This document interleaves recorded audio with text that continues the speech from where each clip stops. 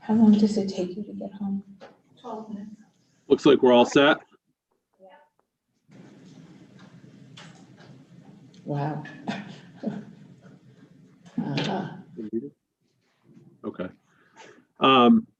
Christine, you good? Yeah. Okay. So go ahead and call the meeting to order. Our regular meeting of the Board of Selectmen on February 9th at 6 p.m. Welcome, everyone. Very happy to see so many in attendance once again at our virtual meeting. Roll call is myself, Mike Gergo, First Selectman, Bob Carlson, Selectman, Nita Kincaid, Selectwoman, Christine Dias, Admin Finance for the town. Now we have agenda item number 2, which is public comment on agenda and non-agenda items. We do ask that public comments don't exceed 2 minutes in respect for everyone's time. We also have a very long agenda tonight, so I think hopefully we'll move through everything reasonably quickly, and we are excited to have the meeting. So I do see that I'll ask Bailey to manage the commentary. All right. Phone number ending in 3754. You're recognized. Come on. It won't let me do anything. What am I doing wrong? No, hang on a second.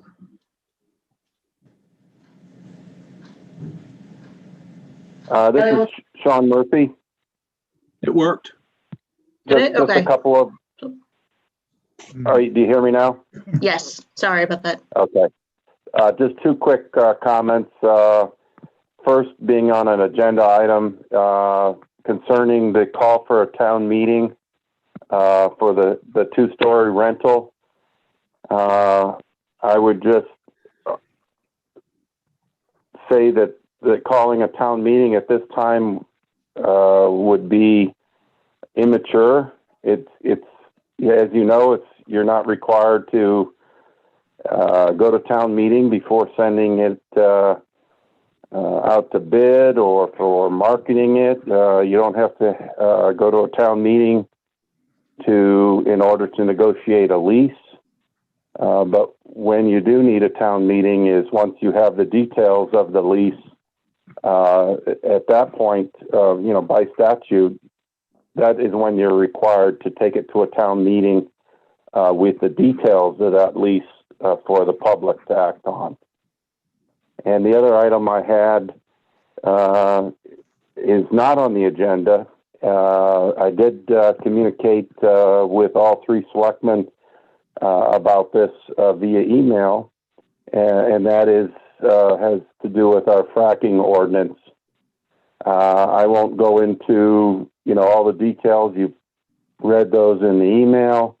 I just ask that the selectmen reconsider this ordinance at a future selectmen meeting. Begin conversation on it, and decide whether we, as a town, are going to enforce our ordinance or whether if we're going to rescind the ordinance. So I would just ask that you have that discussion and make a decision. I don't think there's any sense in having an ordinance if it's not going to be enforced. And that's all I had. Thank you, Sean.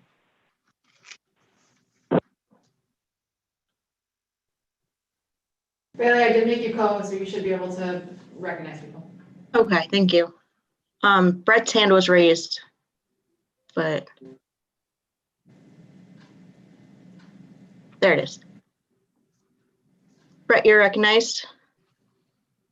Hello, Brett Mastriani. A few things. First, I wanted to say regarding the Education Center Subcommittee discussion, I'm not sure how you wanted to handle this, but I know we talked at Economic Development Commission about having some members from EDC on there. So we did talk, and we'd like to put Jennifer Dayton's name forward and Nicole Porter. So I didn't know if tonight you were making those subcommittees and filling those at the same time. So I just wanted to get those names to you. Also at our EDC meeting, we talked about working on a parking plan for the village with planning and zoning. So we were going to move forward with that. So I did see that you have a traffic commission subcommittee set up. I don't know if that has anything to do with this and the stop sign and the humps, but EDC was moving forward with talking to planning and zoning on some parking concerns down there. Next, I did send out an email to Nita and Bob today, listing in reference to the town hearing for the second story wing of the old middle high school.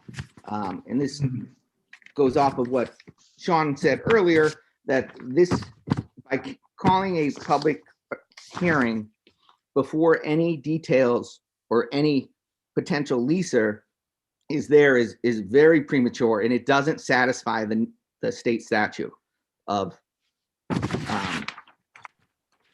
for final approval. I did a lot of research, and Mike, I'll forward this to you as well.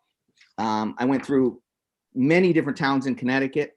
They wait until they have a actual lease ready to go before it goes to the town meeting. And it doesn't matter if it's a statutory town or a charter town. That the only thing that matters with that is the ultimate who votes for that lease. Two things to you. First is from Joyce Akonic, who is the Lebanon 30-year Democrat first selectman. And she states that in 2017, the Connecticut state legislature became concerned that some municipalities were selling lands owned by the municipality without first giving notice to their citizens. The legislature felt that the citizens need to be assured that they have the option to hear the details and comment on all land sales. The legislature decided to address this problem by enacting state statute 7-163E, which requires that a public hearing be held in advance of any, in quotes in her statement, she put final approval of a proposed sale of town-owned land. In towns where the legislative body is the town meeting, which is Lebanon, the statute requires the selectmen to conduct a public hearing on the proposed sale of municipal land, and prior to the final approval of such land by the town meeting, residents have the opportunity to ask questions and hear the details. So that's one thing. And then the last thing is John Wayne Fox, the town attorney for Greenwich.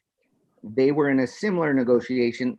They actually already had someone looking to move in, but they didn't have the details quite complete. And his legal opinion was, I would like to also point out for your information that section 7-163E of the Connecticut General Statute requires a municipality to conduct a public hearing on the sale, lease, or transfer of real property by the municipality prior to the final of such sale, lease, or transfer. It's my opinion that it makes sense to wait until we have an agreement that is closer to final form before presenting it to a public hearing. I expect the terms of the agreement may well undergo change as it makes its way through the various boards. I'm all in favor of you guys marketing that, and I think the town should be, especially that second story wing. But to have a town hearing and use, before there's any details, and use that as the guise to move forward, I just don't understand the mentality of it, and why we would want to manipulate the state statute or the wording and prevent true transparency. I also included in that packet the past two leases that I could find that was prior to your administration, the one for Bon Appetit and the one for the Anthony Roadhouse, that went to town meeting with the details first. So all I ask for you is to not send this to a town meeting. I think the town has the right to have a town meeting when you have the details. I think it's perfect to move forward and try to get in there to lease, but it's premature at this point to have a town meeting, and I appreciate your time. Thank you. Thank you, Brett. Let's see.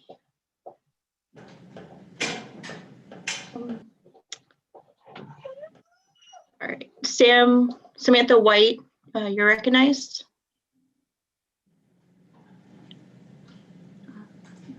You just want to mute yourself. There Hi, you go. this is Kathy White. How are you? Good, how are you? Can you hear me? Yes. Okay. I want to talk about a couple of things. One is one of the agenda items is the 298 Norwich Westerly Road 2-story. I voiced my opinion on this before. I think it's very important that we focus on the 2-story and I'm going to go back again. I truly believe because we lost the original person who was interested in it on Lighthouse, that we really need to discuss taking down that certain wing. I feel like it would be more beneficial for the town and financially. I know it's going to cost us a lot of money, but I think we should look into that instead of wasting our time and looking into and renting that. I feel we should just rent in the 2-story.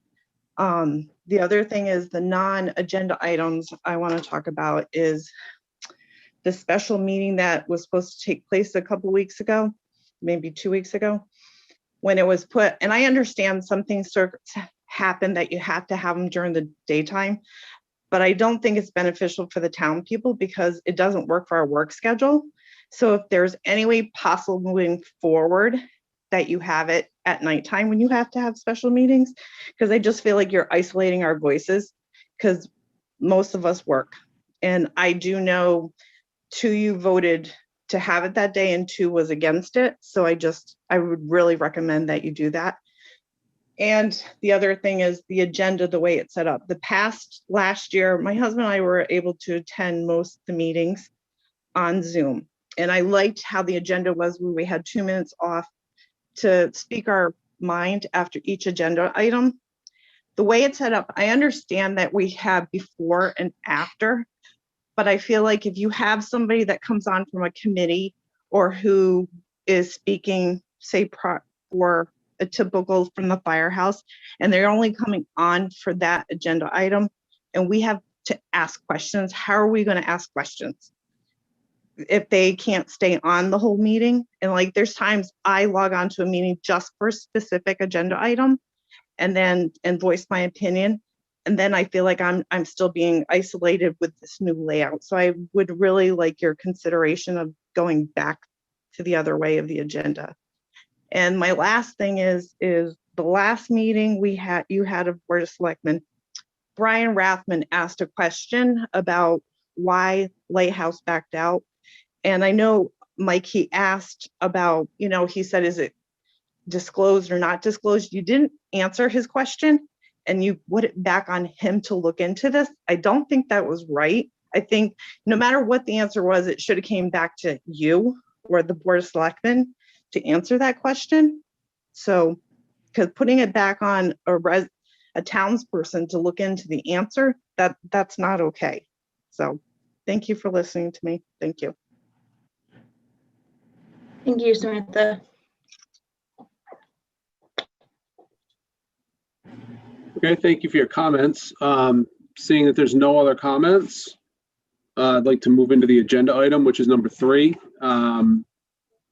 The John Dean Gallup House Feasibility Study and Conditions Report. And I think we have our presentation on that, Nita.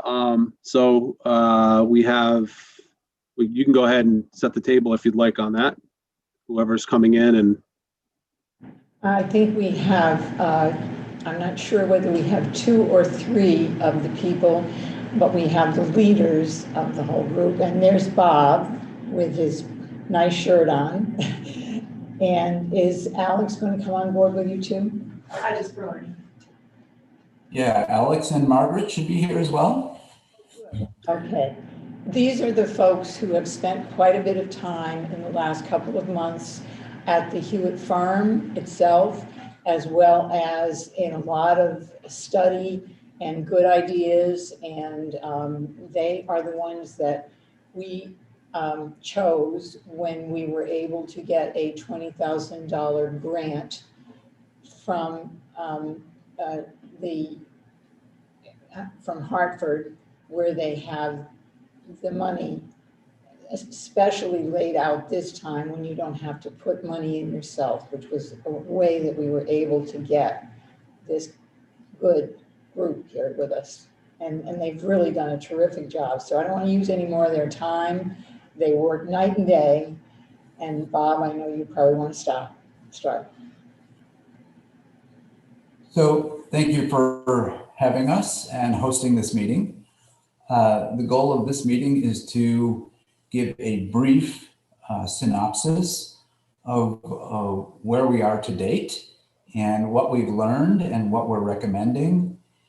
And with that, I'm going to turn it over to my colleagues, Alex Stojkovic and Margaret Gertner, who have done the lion's share of the work on this project. So Alex, over to you. Do you have the screen share ready? You're muted. Can I can just share screens. Okay.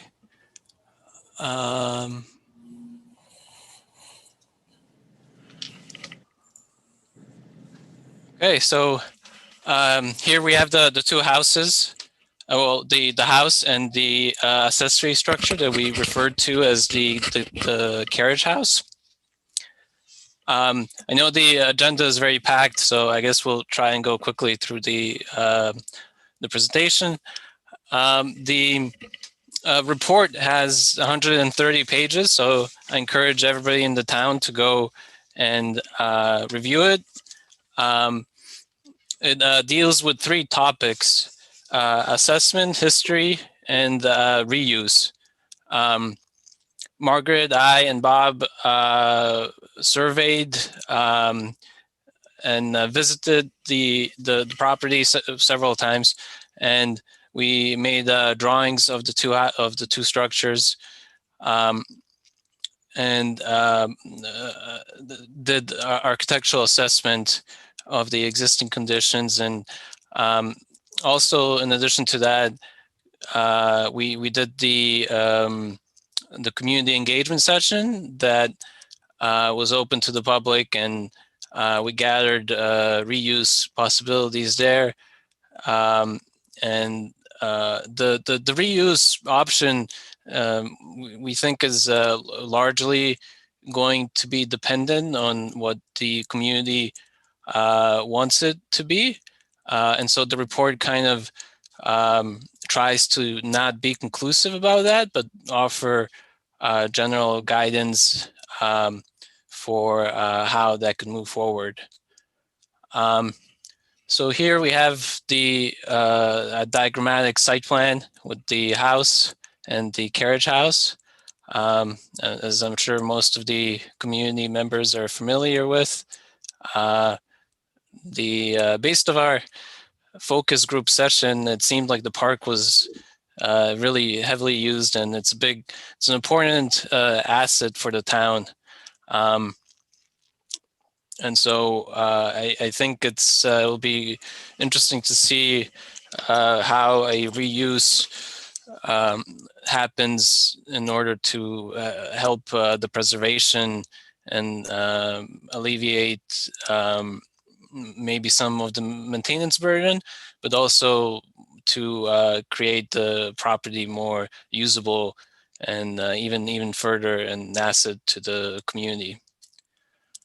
I don't know if Margaret wants to talk a little bit about the historic research that we did.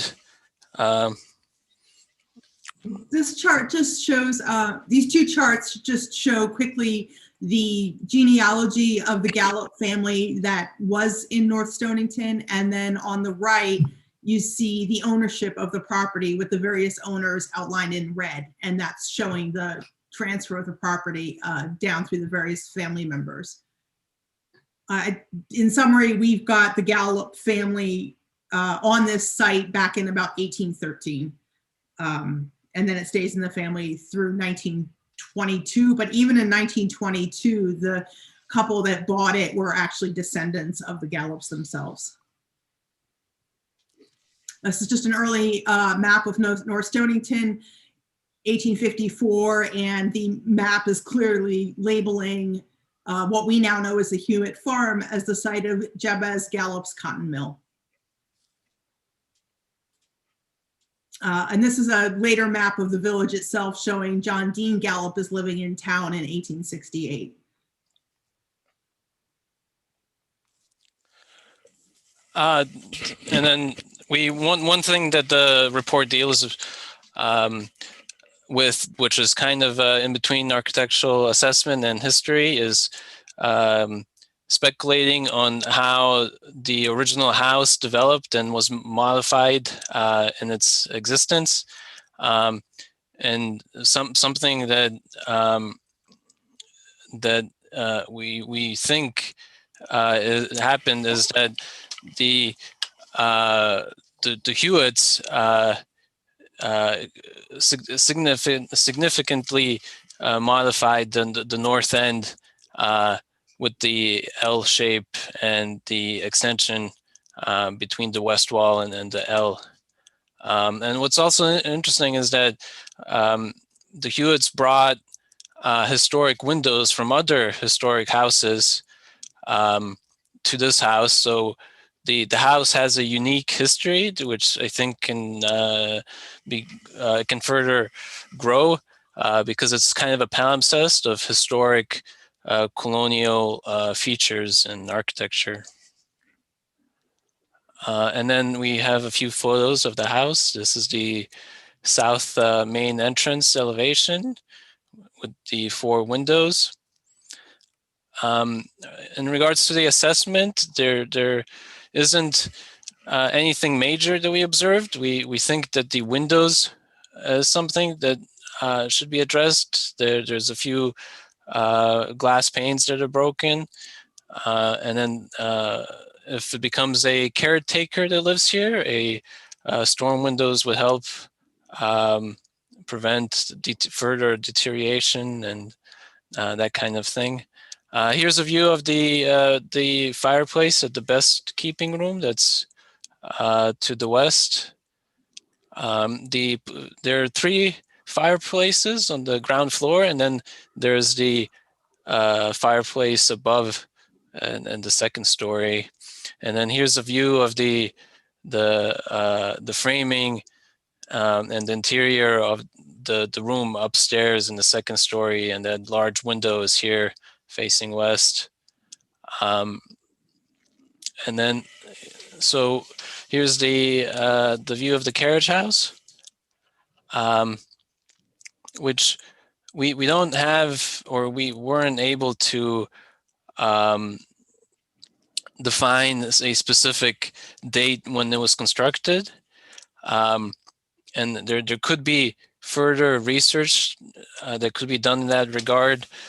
But with the documentation, it wasn't something that was feasible. But there are interesting features that relate to the L, and we have a speculation and on the history on the carriage house as well. Margaret had opinions about the window styles and the framing. So if you look in the report, I think it would be an interesting read on the history. And so here's the ground floor of the carriage house with the heavy timber framing. And then this is the roof framing with the mortise and tenon joints. And then it has a series of doors, garage doors. So for reuse, which I think, yeah, here it is.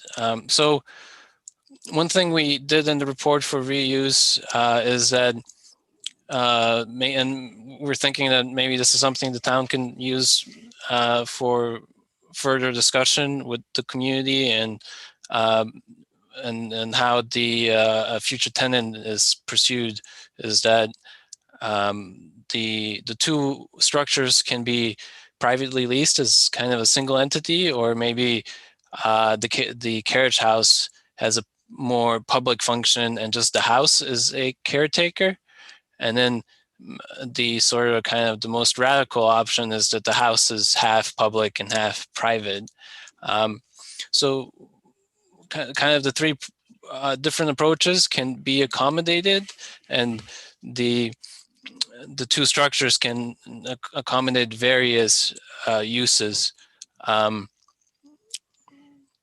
So we kind of ended up with the caretaker scheme was the one that kind of gets further developed in the report. And then here are some of the drawings that we did, and a lot of annotation regarding our findings.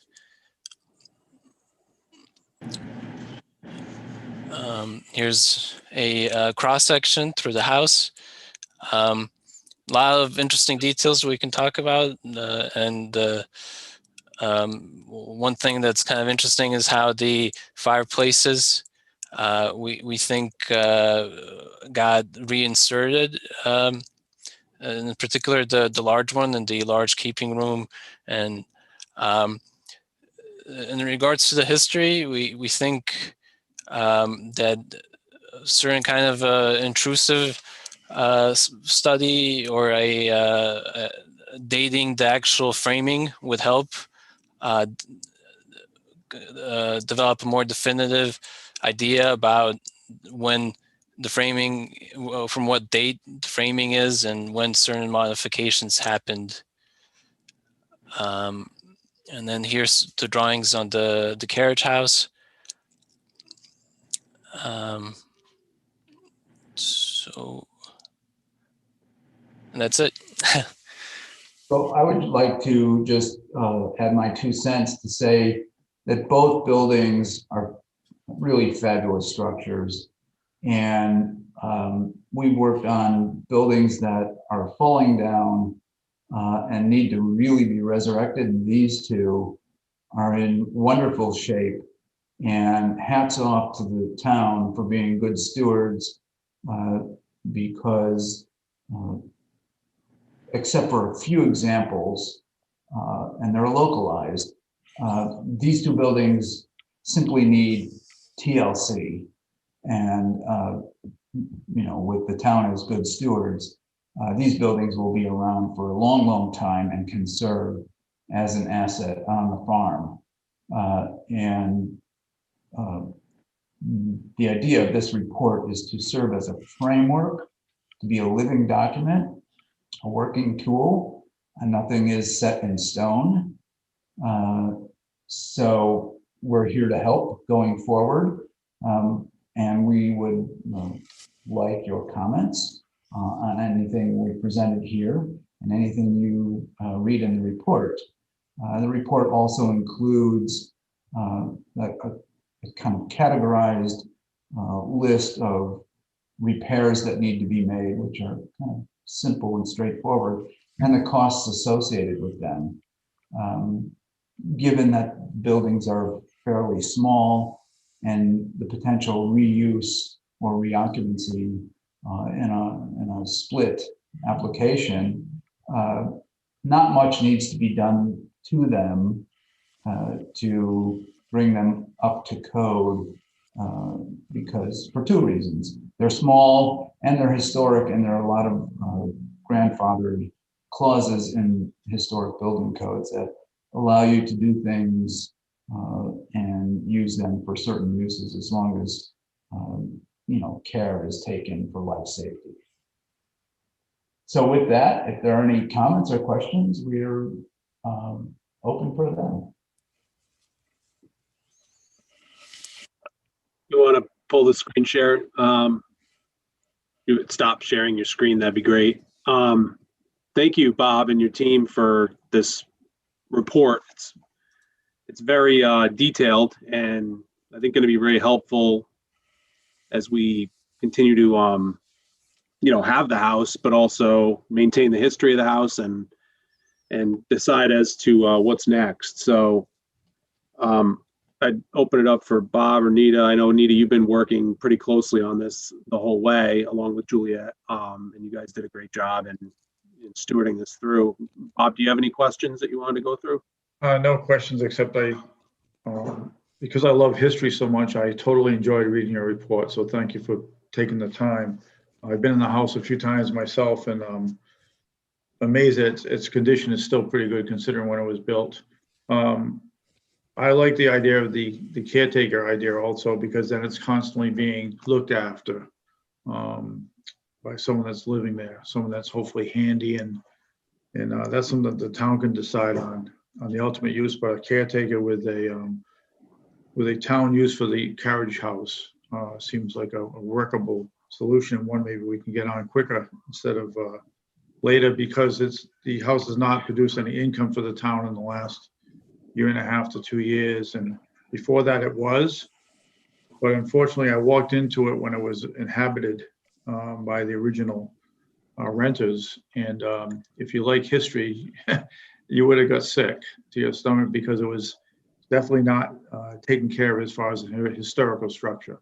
So immediately I remember saying to Nita that I felt so badly when I walked in to see how it was being treated and how it was being lived in, with no respect to its age. And I'm glad we moved on, but I think the next thing the town has to do is to get moving on our next phase. So thank you again for your work, and hopefully we as a town can get moving on it fairly quickly.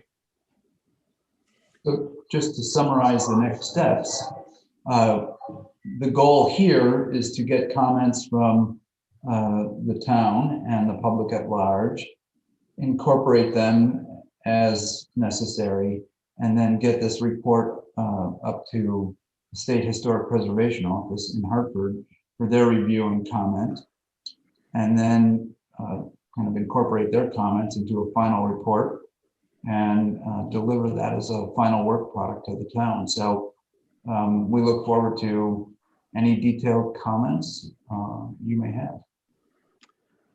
Good, Nita. Just before we go to the other people, because I see the names and there are quite a few people there who had come into the community event too that we had. And I think that the carriage house, so to speak, would be a very, like another entity at the Hewitt Farm that would draw a lot of people. We've talked, some of the people who were at that community suggested having different kinds of events there, having things left there so that, for example, like, what are those little things that you put in the water? Kayaks? Yeah, kayaks. Leave kayaks there so people could be using them. There were a lot of good ideas that we got from that community, and I think we have to continue to work with the community as we go forth in all of this. Yeah, I agree. Yeah, I agree. So I'm curious, Nita, I know that we wanted to bring this forward to the selectmen to weigh in on tonight. It seems to me that if they're looking for more specific feedback, maybe to bring it back to one more Hewitt Farm meeting for some final feedback. Is there any reason not to do that? And Bob, I'm also very sensitive to your comment about getting somebody in there. I agree with you 100%. I think we wanted some direction on trying to make a decision on how to get somebody in there. It sounds like, based on the recommendation, it seems like the caretaker situation is the most interesting, maybe viable. I don't know if, perhaps going to sending this to the Hewitt Farm for one more comment session from everybody. And then, even though the report still needs to go to the state and through its process, it doesn't mean we can't, move forward on trying to get somebody in there. Yeah. So I think that would be the most appropriate thing. I don't think, I think tonight's purpose was just for the selectmen to hear it. Does that sound reasonable, Nita? Well, I'm just afraid that some of the people who came tonight were hoping that they could say a word or two, but if we don't have the time, we'll do it as the Hewitt Farm Committee can do it. Yeah, it's not how we have it structured. I didn't structure it, sorry, that way on the agenda. The comments were at the beginning and the end, like we went back to. I will recognize Juliet, since she's staff. I want to make sure if she has something that she has to say, I got to bring her in here. Juliet, you're recognized. Can we hear me? Yes. Okay. Thank you for the work that you did.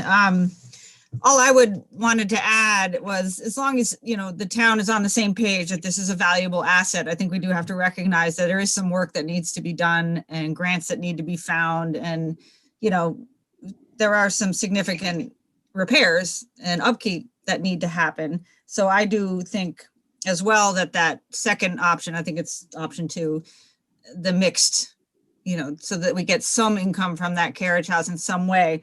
But that does lead me to a question, and I can't remember if I saw it in there, the issue of like bathrooms or code, if it's building code requiring bathrooms somehow, if the public have to use that other part. I don't know if you've run into that before when you've done feasibility studies with reuse. I mean, I know that certain building codes are grandfathered, like stairway heights or, you know, ADA compliance, that kind of thing. But what about bathrooms? Well, we'll have to find out those on our own, I think. We don't, you know, right at this point in time. Well, I mean, if we're going to lease it out for public use, that might be something we have to do sooner than later. The carriage house, you mean? Yeah, I think the carriage house would be where we put in another bathroom, so to speak. Yeah, that's what I was talking about. I was just, Got it. you know, that should be added to the list of, or maybe bumped up on the list if it's required. So, you know, it gets back to the building inspector's input. If facilities are provided on the site and they're not too far away from the function of the carriage house, they could satisfy that requirement. Mm-hmm. Bringing in accessible kind of higher end porta-johns for either one-time use or extended use are another possibility. And then Margaret, you have some input on whether or not bathrooms in the carriage house are a good idea. And so if you would share your insights there, that would be great. My concern is that when we start talking about reuse, the first thing to consider is, does the proposed use work with the character of the building? And the nature of the carriage house is it's an unfinished space with a brick floor, and the amount of work that it would take to weatherize it, to have a traditional plumbed bathroom, not to mention getting drains and all the other sanitary needs into that building, may not actually work. And it might be more cost effective to do a separate standalone small building with a composting toilet, perhaps, or a newly constructed building with insulated foundations that can support plumbing year round. And it may turn out to be more cost effective that way. Yeah, I think we should consider it, just because if we're going to bring more people to the site, if that's the goal, is to get more activity there to generate income or whatever it is, that's got to be part of the master plan somewhere, but maybe a little bit outside of the scope of this report. But right. Well, one of the things SHPO is going to be concerned about is complying with the Secretary of the Interior standards for the treatment of historic properties. And the number one issue for them is reversibility and impact on character defining elements. And so when you start trying to bring in infrastructure for a restroom, there are hurdles to overcome there that may not automatically be reversible. So, you know, whatever we do would have to be carefully done. So, you know, exploring the possibilities for restrooms on the site, near the building or in the building, you know, that would be part of the next step. But you're right, Juliet, that if you bring people there, they're going to need a restroom. So. But anyway, I love the plan. It's great. And I do think that the public would really enjoy that space, especially for like the kayak storage or skiing, or, just a, it could be a really attractive little place to gather before they go explore the park. So I'm excited about that possibility. Fits well with zoning. The options for the reuse of the ground floor of the carriage house are almost endless. Right. Given that it's accessible from grade, literally, from warming huts to, ski, bait and tackle, kayak, anything to do with outdoors on the farm. Recreation-based uses are perhaps the best use for that structure, and that was our sense of what we heard from the community engagement session, that users were interested in, kind of focusing on the beauty of the farm, the serenity on the farm, and being able to just go there and have fun without giving it a sense of being overdeveloped. Nita and Bob, because it's possible these people might have questions directly for the Bob and his group. Do you have a problem if I answer these three commenters just on this particular section, just in case the questions I can't answer? Is that okay? Or we can't answer? Okay.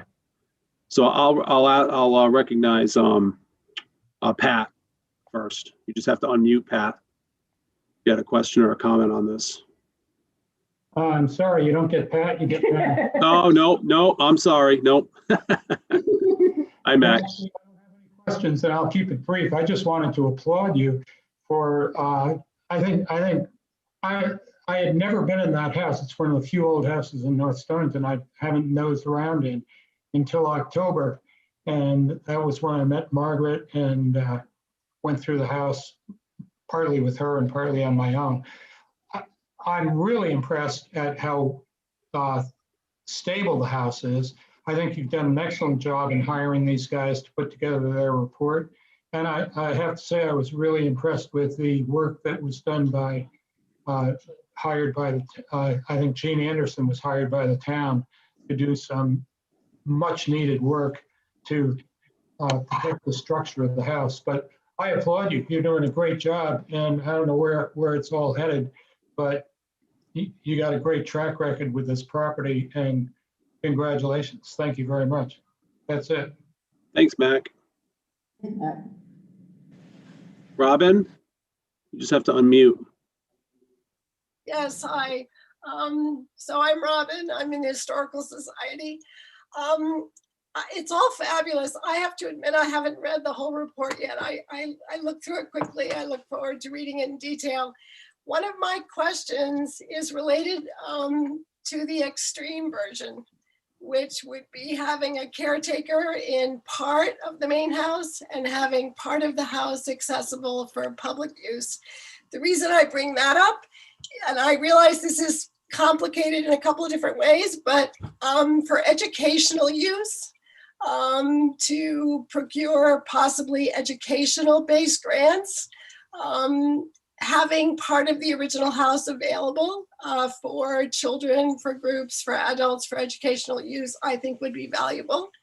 But I am curious, and I'd like to ask the architects and everyone involved who have done a wonderful job as to how much structural, we don't want any structural change, but what kinds of structural ramifications would be required for that radical option? And I use the word radical because I think the presenter used the word radical. Alex, you want to take a stab at it?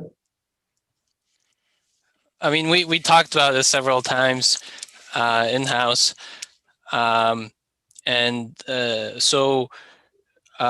regarding the structure, we didn't, it's a little difficult saying definitive things about the structure because of the past modifications that happened to the house, and sort of if defining an occupancy level and that kind of stuff would likely warrant in that scenario a further involvement of a structural engineer that has expertise on historic buildings. But I don't know, Bob, maybe you can add something to that, or. Yeah, so houses that were built long ago and built for residential use that then are being asked to serve, in essence, anything that isn't residential is a commercial use. So whether it's educational or museum or things like that, unless you get special dispensation from the code, from code requirements by being an historic structure, or from the authority having jurisdiction, the building department. Accessibility is the #1 issue. Getting people who are physically challenged into and throughout the house is oftentimes the greatest obstacle. And so because the house is off the ground, getting a wheelchair through any of the doors and then throughout the ground floor poses problems. I mean, you can imagine putting a ramp that's 30 or 35 feet long to get up the 30 or so inches into the house all of a sudden raises questions about character and appearance and unsightliness or those sorts of issues. And then once you get into the house, how many people do you accommodate? How strong are the framing members that support the first floor? So that's a higher level of study that would really require structural analysis. But my impulse is that's our least favorite scenario for the technical reasons. At the same time, it's my kind of most favorite scenario because I can imagine little seminars happening on the ground floor and sessions with children from the grade school learning about farming. It would be fabulous. It just, there's a set of hurdles that we would have to overcome. Long ago, Margaret and I worked on a property not unlike this, where educational seminars were held throughout the summer. And thank God the buildings were both at grade and we didn't have to worry about these issues. So yes, anything's possible. It's all about money and appropriateness, and they have to be considered on a case-by-case basis. Okay, thank you. And Bill or Mary Ann, whomever that might be. Am I unmuted? Yes, sir. Thank you. I really support what Bob Carlson said with regard to the integrity of the house and the use of that option #2.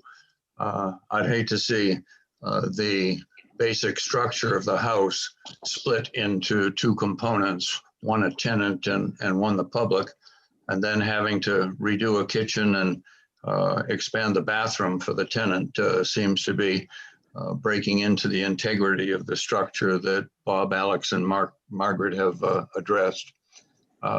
Also, both Mary Ann and I, having restored a similar 1753 Cape, we were amazed at the basic integrity of that structure as well when we visited with Bob. I think that the carriage house clearly can be used for multiple purposes, both education, as well as a farm market, as well as a nature center, as well as perhaps rental out of recreation equipment. All of that could be done within the carriage house itself and maintain the integrity of the basic gallop house for a tenant. With regard to the toileting, the community garden, as you know, installed a toilet, composting toilet, I think, what was it, Mary Ann, 4 years ago? No, probably Probably 5. 5 years ago. And we certainly don't know the number of people that are using it. And we haven't inquired as to which purpose they're using it, but it has been used regularly. It is cleaned out once a year. There's no odor. There has never been a complaint about it. And I certainly think that it may be feasible to have the rental of those structures either outside of the carriage house or included within the carriage house if there's any concern about vandalism. So in short, those are our thoughts. I think the 147 page, if that was what it was, report is an excellent report. And I applaud the group for their work. Thank you. Thanks, Bill. And Brian, you just have to unmute.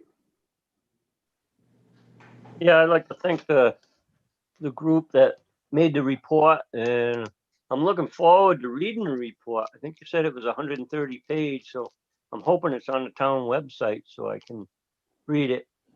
And as far as the house goes, I agree with renting it out.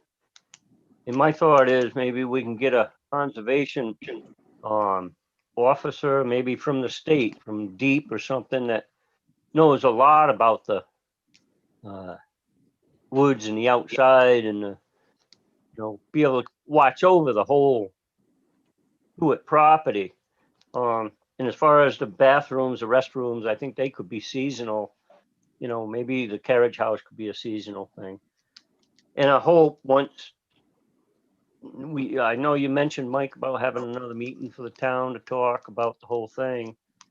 And I hope that after that meeting, it'll go to a vote so that the town can actually vote on what is going to be taking place at the Hewitt property. Thank you. Thanks, Brian. Okay, so thank you guys for your contributions to this conversation. I think that there's an urgency to try to get occupancy in this building. It's what I would consider to be well overdue. I'm kind of wondering if the selectmen would like to have, I think we've done this before, but have me re-put together based on some of these findings, an RFP of sorts that we could review at our next meeting. To consider trying to at least start the process of getting interested parties. What is the selectmen's flavor on that? Yes, Bob. I agree. I think the sooner the better. I think now that we have this report to use, which we didn't have the first time, you can probably take that RFP and tune it up a bit to reflect what was in the report. We have a better idea what it is that we need. And I'm all for it, getting one written up, maybe with the help of Juliet and whoever else in town you feel you want to sit down with, maybe someone from historical, and have this RFP written up. We can discuss it at the next meeting and move forward. Nita, how do you feel about it? I'm fine with it. I'm going to follow it all the way. Okay. So I think that, yeah, I think we'll do that. I'll work with Juliet. We kind of already did it, but we can definitely tweak it now that we have a lot more information. And I think if you guys would be willing to come to the next Hewitt Farm meeting, which I think is in 3 weeks, for one more input session from the public, should there be any more, I think it's fine. We probably could put the draft report out there a little bit more so people could see it and comment on it. Is that acceptable? Okay. So we'll put that out there. So I can include that in my weekly update. We'll have a link to it, and we'll let people know that you guys will come if you can come to the next Hewitt Farm meeting. And that way, if there's more comments from the public to incorporate, that would be great. And then maybe that's kind of the last before we submit it. Does that work for the timeline and all that? Well, yeah, sounds good. What date and time is the meeting? The next Hewitt Farm meeting, I believe, is on March. It should be March 1st, I think. And it should be at 4:30, I think. If it's every 3 weeks, right, Nita? Yes, right. Okay. Yeah, so. Okay. Okay, great. Well then, thank you guys for your time. Appreciate all the input, and we will talk to you again soon. Okay, thanks for hosting. See you soon. Thank you. You're welcome. Bye-bye now. Bye. That was great.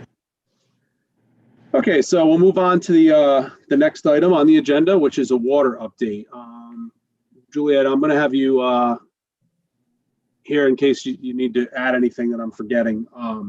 I want to bring this back to the board. I know I want to come back to another probably like an all board and commission type meeting so we can have a more a larger discussion on all of this. But just to bring you up to speed on a couple of things. So it does look as if you remember the last conversation we had, it was pretty much focused around KOA needing water in that area. And we knew that the vineyard across the street also was a potential for water. And subsequently, as this discussion went on, Jovial Foods came forward as somebody who is also interested in water. So we have 3 parties who need water or would like water. We have had conversations with Westerly, and they are willing to provide water to these 3 entities based on the usage. However, they also recognize that they need more water fed into their system. And so one of the things that I think we need to be thinking about is, can we help in that regard? As we've been going through this process of a lot of investigative work and research and discussion and looking at a lot of different ideas as we look at infrastructure needs in the area, North Stonington is not in a position where we're looking to create a water company probably or start managing our own water facility. I don't know that there's I'm not sure that the public is that interested in that type of expense. It would be a very, very large expense to go into the water business. However, we have water in the area, and the potential is if there was somewhere, whether it's on one of a private property or the town doesn't really own any property over there, that could help feed their system, and we're able to kind of be in the mix for that. And that could all be worked out. How does that work? I think those are discussions that probably should be had because basically what Westerly has said is that they are able to provide these 3 users, but during their heavy months, which is the summer, they have a lot of usage and they're kind of getting towards the top of that. So they are looking for other sources of water, and the potential of partnering with a community that could kind of help us out it makes sense. So like nothing has been done or anything. I'm bringing this up because I think we have to have some foresight about this and be aware of it and kind of at least at some point probably make some decision on that. Yes, it sounds like it makes sense. So that's kind of the first part of the update. The second thing is I know you guys, we had Ken Labby who came to our last meeting. I think it was in December, did a presentation. It got to the point in December where, we weren't going to have more funding to continue to keep Ken working for the town on this stuff. So I told him, listen, we're not going to be able to fund any more work. And Ken found interest in continuing to work on things, working directly with some of the property owners and working, I think he sees the value in the potential in his business, to possibly, gain some business out of it. And so he's been continuing to kind of be in touch and whatnot, but the fact is we aren't retaining him financially anymore. And while I respect and appreciate what Ken has done, I think we may want to just be a little bit more clear that, Ken isn't really working for the town now, and that we appreciate what he's done, but I think it's probably time, because he may be working a little bit more closely with some of the other property owners to kind of delineate that and just kind of maybe send him a letter and say, listen, we appreciate the work that was been done, but just, you know, we're not going to have you representing the town because I think you're, you know, seeing some interest in working with some of the other parties. So I just wanted to bring that up for discussion with the selectmen before I did anything like that. So on those two items, you know, open for discussion, questions, comments. I have a comment when you're done. Oh, Juliet, please. So, I mean, I think the thing to keep in mind for everybody to keep in mind is, all right, well, why do we want water? How do we want to do it? So we have a lot of scenarios. I mean, the town could invest a lot of money and create its own water system, but that's a huge undertaking. And then you have to maintain the infrastructure and the staff, and, you know, it's a big deal, but obviously something that could be done, and then you sell the water. Or we could contribute to the whole regional water plan that's in effect. And it was just passed. I'm trying to think, I think it was 2016, between 16 and 18, they've been sort of working on this plan. And so they envision a more regional system, and with a preference for municipalities or municipal utility systems joining. So Groton Utilities coming in, or Aquarian, or, you know, not Aquarian, Norwich Public Utilities. And then you could also tap into SQA or Aquarian private companies, or you can have a series of wells like on various properties and all tie in together. So that's another possibility, which is positive because somebody else is maintaining the system, but we're still facilitating economic development. Companies also have expressed a need for fire suppression. So it does, if you have that kind of ability, then your insurance goes down. So that's another plus for existing businesses that might be able to tie into that line for fire suppression only and lessen their insurance costs. So there's a lot of ways that we can help facilitate economic development and cost savings with very little investment on our part. And maybe the town's role is simply to just help with grants if they want to do it as a partnership. So it's just important to keep the goal in mind and be on the same page that any extension of utilities facilitates growth. And the more the private sector is willing to pay for it, the better. We reap the benefits and don't have to maintain the system. So, I mean, I think it's important to start thinking regionally. Obviously, I was working in regional economic development, so I'm biased in that regard, but it, you know, it makes sense. And the more things we can do regionally, the better. And then maybe we'll be able to facilitate regional wastewater eventually as well. So that's all. Thanks, Julia. Bob, yes, go ahead, Bob.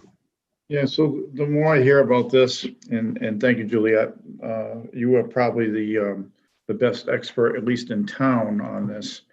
But I think that this is such a big subject. This would have to have a meeting with people that this is what they do.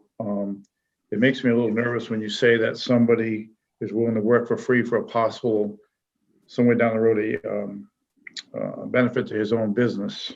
To me, that's, well, we'll just leave it there.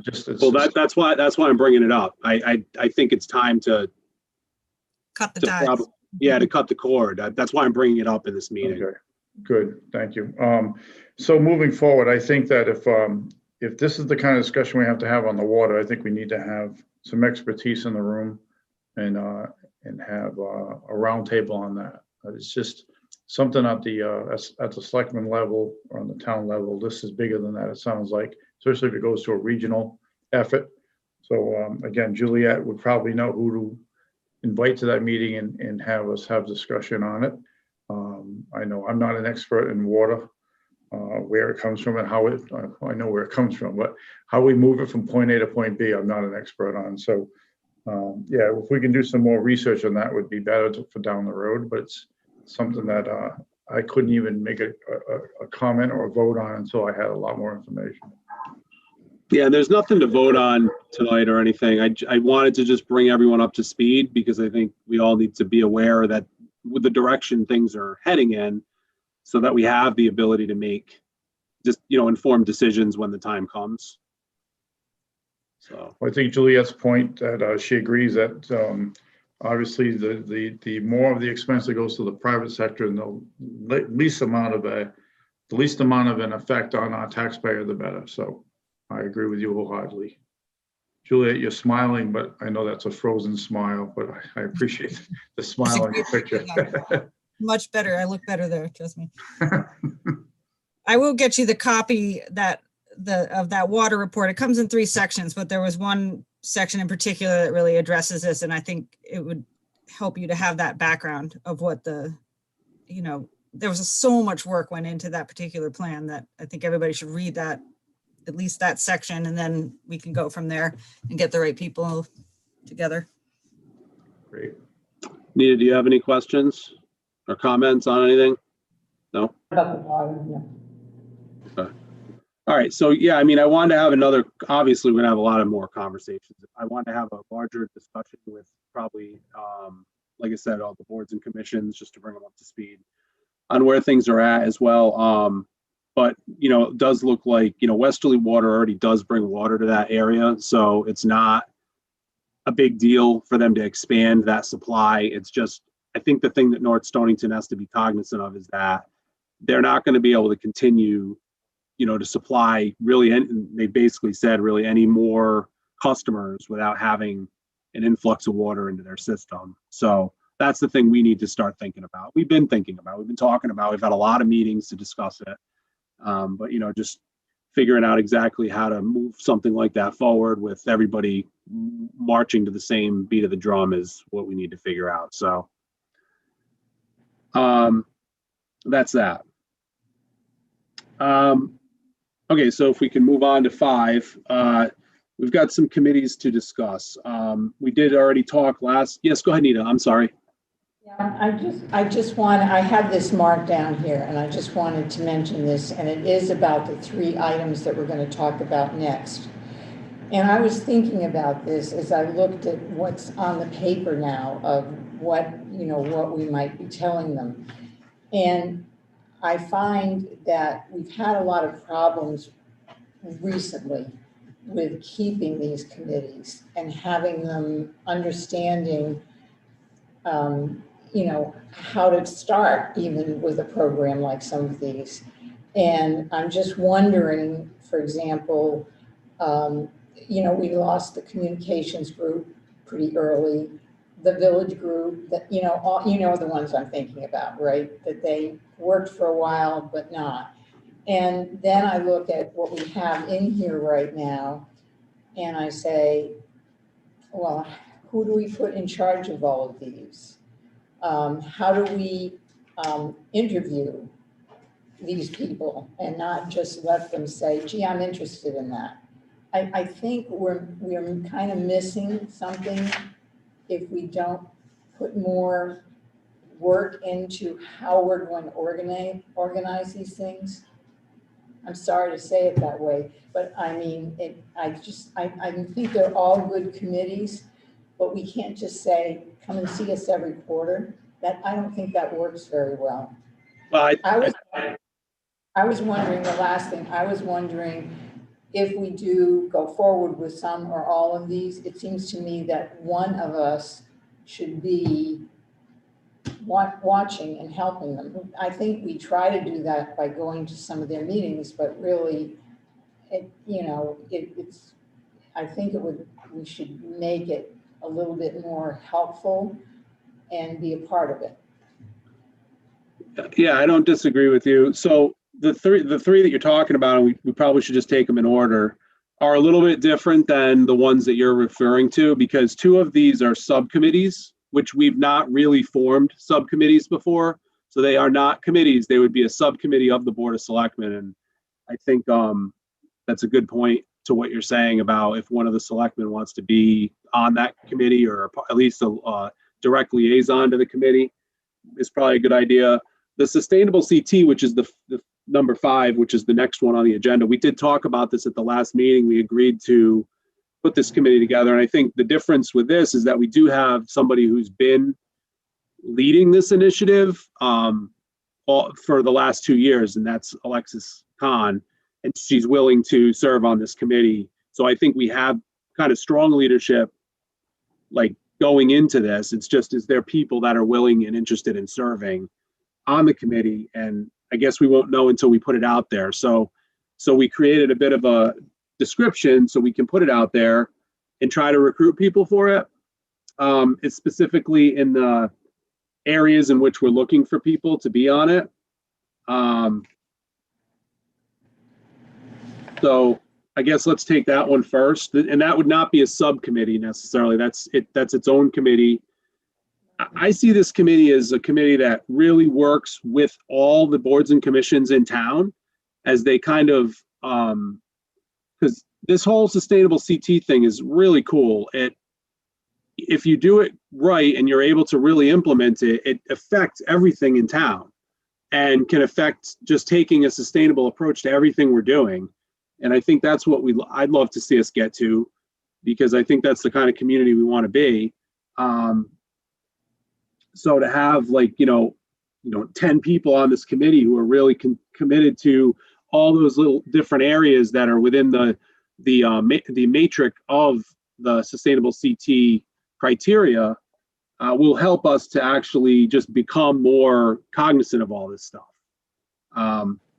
Again, if we can get interested people, I'd like to think this is something people would be interested in, especially maybe people that have moved to town that are, maybe newer or whatever. I feel like there's some potential interest here. With this, do you think they're all very different from each other? So would you be looking for a person or persons to focus in on one thing or one or two things?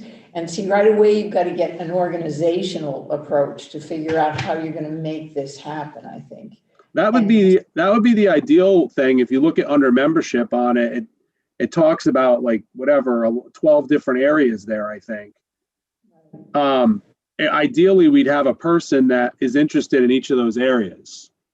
And that's what I think we'd like to do. Because if you look at the sustainable CT matrix, each of those areas, there's a lot of different, as you know, Nita, because you kind of worked on just one of them, just one subgroup of one of them this past year. And it's really powerful if we can get some stuff done there, and really kind of a catalyst for some exciting things in town. But we need more people to get it done. I kind of feel like we got, I don't know if we got as far as we could get with the group that we had. Maybe we can do more. But I think if we need more people to really, because what we want to do is start to be proactive with it. A lot of what we've done with sustainable CT has been looking back on things we've done, and maybe there's been some other things that we have done kind of to meet some of the guidelines and also to participate in the program. We definitely have done some things, but I think the sky's the limit on what we could do if we had more people involved. So I agree with you on that. I think that's what you want.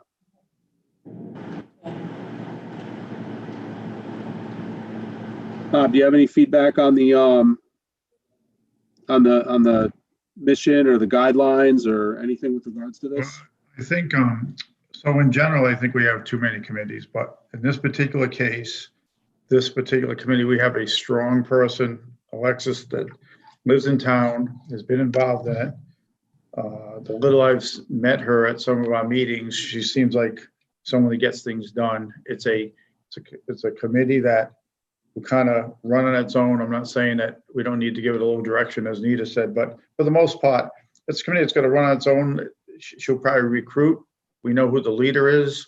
We know that she's familiar with the subject matter, and there's not a lot of training there to do. And I think they would just report back to the selectmen from time to time. And this would make sense to me because it's kind of hands off by us. In this case, it's going to be a committee that's going to move forward on its own. Not that we can't help when asked, but I think because it has good leadership to begin with and a lot of knowledge of the subject, I think it would be fine. This committee makes sense to me. Mike?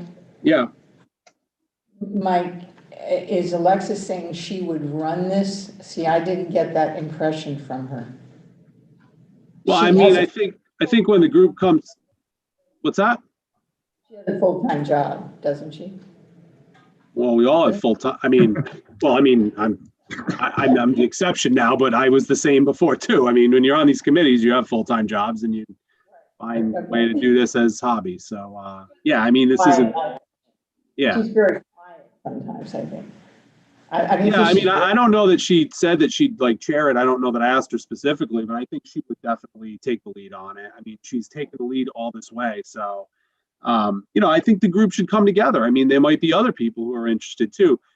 We have to see if we have interest. I mean, just because we vote to create the committee, and then if we put it out there and there's nobody interested, then okay, well, there's not a committee. I mean, it's only if we have people who are interested in it. So I think it's something cool to try. And I think it can be special if there's people.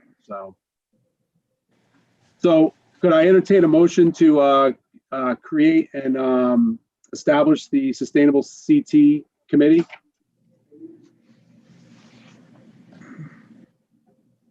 Did I hear a motion? okay, I'll make the motion. Second. Yeah. Any further discussion on it? All those in favor? Aye. Okay, motion carries. The next one is a subcommittee, so that's different. So I wanted to bring this up for discussion, and I think there's been a couple of times where, so a lot of other towns have a traffic commission that basically will vet things like a speed limit change, a stop sign goes here, a crosswalk should go here.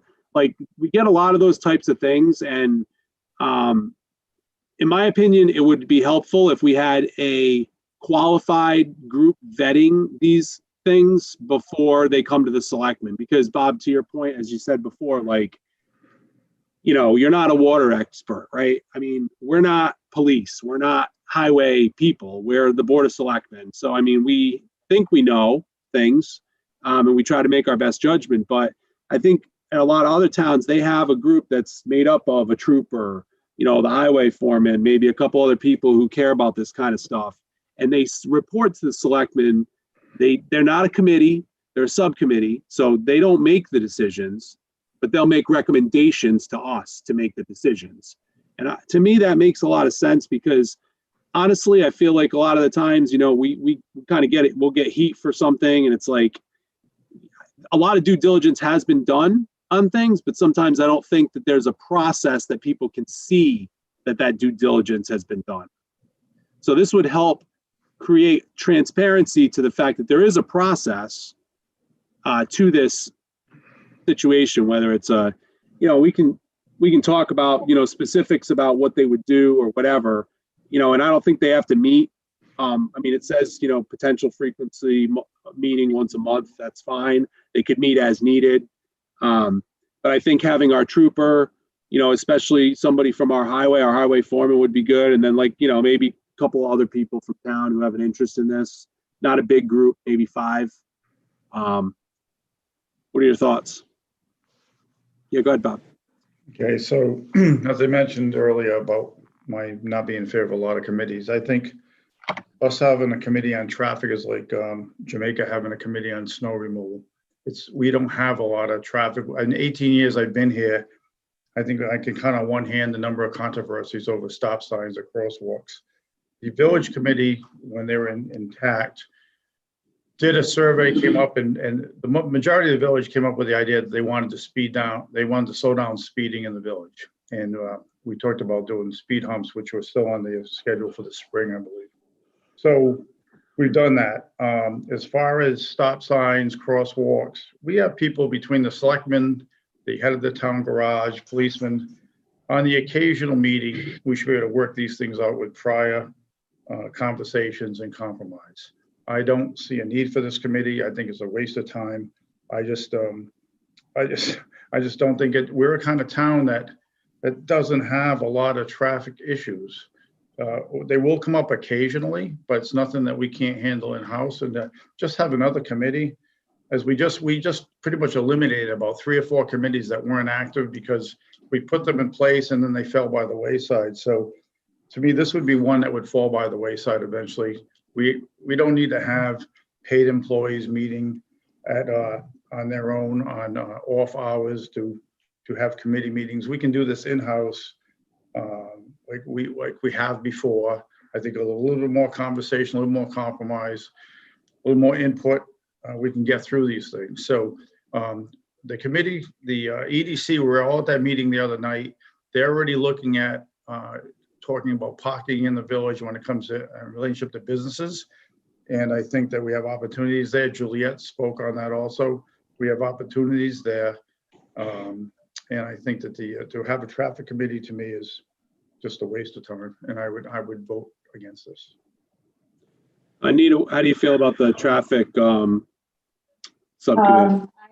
I'm surprised, Bob, at saying we don't have traffic problems, because I think for the village, we do have traffic problems, and it's been going on for the last 3 or 4 years, I think. And now it's really come up, above ground because of all of the people that are in this area right here, right now. So I think you might identify not necessarily a committee, but a process to happen whenever something like this occurs, because we have something that occurred now, correct? Well, we have a lot of things that occur. You guys don't see them because you're not The big here. one with the sign and the misunderstanding and everything, that's the kind of thing we have to have identified, the people that we can bring them right in and figure out how to fix it quickly. Well, and that's just one example, and I did that with that particular instance, and I don't want to hone in on one instance. I mean, I can't tell you the amount of calls and to think that there isn't traffic or safety issues. And believe me, the village is just one part of town. I mean, I hear about stuff all the time, all over town, and we can handle it the way we have been handling it. I'm suggesting there's a better way, and I think there is a better way. And I think developing a group that is dedicated to this gives the people more of a chance to have a process to go through, that they can feel like something more can be done. And it makes it, it's a more streamlined process. I don't think equating the fact that we had a couple committees that didn't do well to the fact that there might be the opportunity for some committees that are useful. I think you have to try different things sometimes. So, I mean, I'm definitely in favor of trying to put together this, basically it's traffic commission. It's titled Traffic Safety Subcommittee, but a traffic commission subcommittee. And again, it's not a committee, it's a subcommittee of the Board of Selectmen. It is a little bit different because of that. And so we would basically probably list on our agenda regularly the report from the traffic commission. If there is anything to report, they would report to us. And if we had anything to review or make decisions on, and I'm telling you, it's good to have these processes, because then it's not like somebody's just, from a transparency perspective, like I think people don't see the process. And that's part of the problem I think people have, is when they don't see the process, they think there isn't a process. Right now there is a process, but I think it could be more transparent with having a group like this. And I think people would feel more comfortable and confident with the process a little bit. Well, I'm not against having a group, but I think it should be a relatively small group. And I would say the resident state trooper and the highway foreman should be there when they need them. They should be the people looking at it and then going to them first before going to them and the first selectman or one of the selectmen at the same time. But I think it needs to be people who are interested in finding out how they can better things. And so I think maybe just 2 or 3 people to start looking around where there are things that they are worried about. I don't even know if they need to be proactive on like looking for things. I think it can be more reactive, to be honest. This is one situation where I'll say that, like, if you get complaints about stuff, that to have a group that's dedicated to kind of looking into it and saying, okay, is there some improvements that can be made or whatever. I think that would be a really good thing for this group to do. Go ahead, Bob. if we have access, we're the Board of Selectmen in a town that has, and I know it seems like because of instances that just happened in the village, but we feel like we have a lot going on with traffic, which we don't. It just happens coincidentally that in the last 2 or 3 months, we've had issues with coming up with an idea to slow down speeding and stop signs and so on. So I think 2 years ago, we wouldn't even have thought this, only we reacted as a town to this situation. I think if you've got 3 selectmen, you've got policemen, and you've got a highway department foreman, why we can't figure these things out on our own. I don't understand why we have to have a committee. I can picture this committee getting together, and it would have to be reactive, because if it wasn't reactive, they're going to get the committee and they have nothing to talk about. So, and then they'd stop meeting because they'd be bored because there's nothing going on to talk about. And then next thing they'll do, we have a committee that doesn't exist anymore. So why, as the first selectman, why wouldn't you just call, when there's a situation that comes up, call the Board of Selectmen together and discuss it at a meeting, have input from Juliet and Don Hill and the policeman, if that's who we need to have input from, and maybe a couple of people from the village, and figure these things out. Sometimes I think we have just way too much government. I don't understand why we have to have so much government telling people how to move forward. We can handle this on our own. Bob, you're wrong about that there's not a lot of issues. I'm telling you that you're wrong about it. Well, there's not a lot I know of. I mean, there's not a lot you know of, but believe me, they come in every day about this, that, or the other thing. And I'm not. As a first selectman, when you handle that, why would you move this to a committee? I don't understand. Well, because as a first selectman, there's a lot to do. So it's not. This would be helpful to the first selectman and to the Board of Selectmen to have a group to lean on that could kind of vet things before it gets to us. That's why.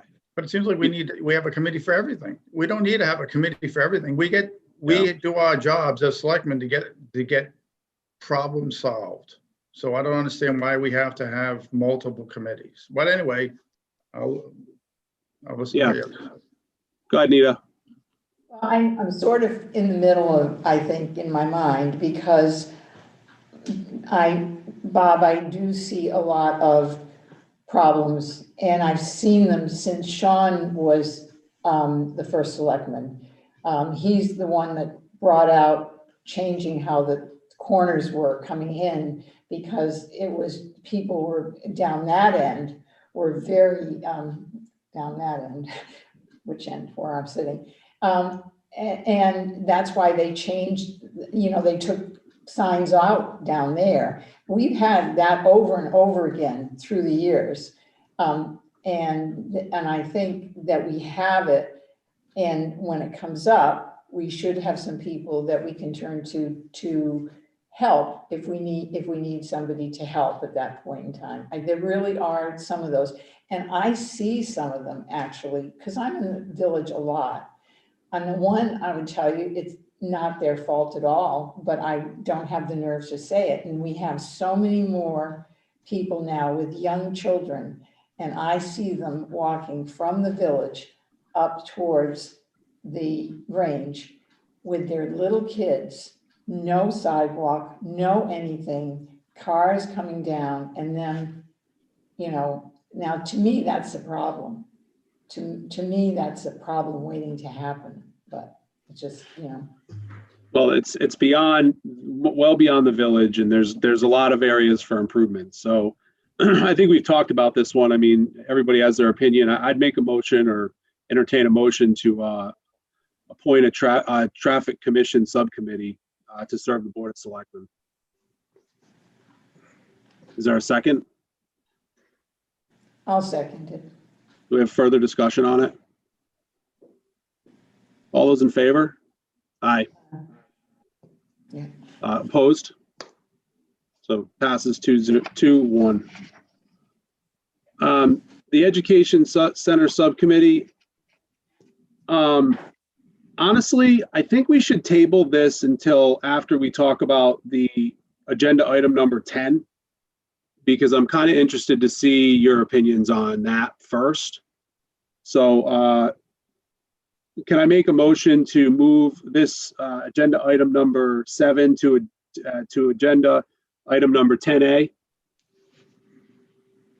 Yes. Did you motion? if you motion it, No, you can motion, that's fine. I'll motion we move 7 to make it number 10A. Second. Further discussion? All those in favor? Aye. Okay. The next item is number 8 is draft survey of boards and commissions on Zoom meetings. So I sent you guys a, first of all, I think we all recognize we've never had better attendance than since we've had Zoom meetings. I think that we've had great attendance. I think there's some people who would prefer the in-person, of course. I think we all miss each other. There's no question about it. I really do.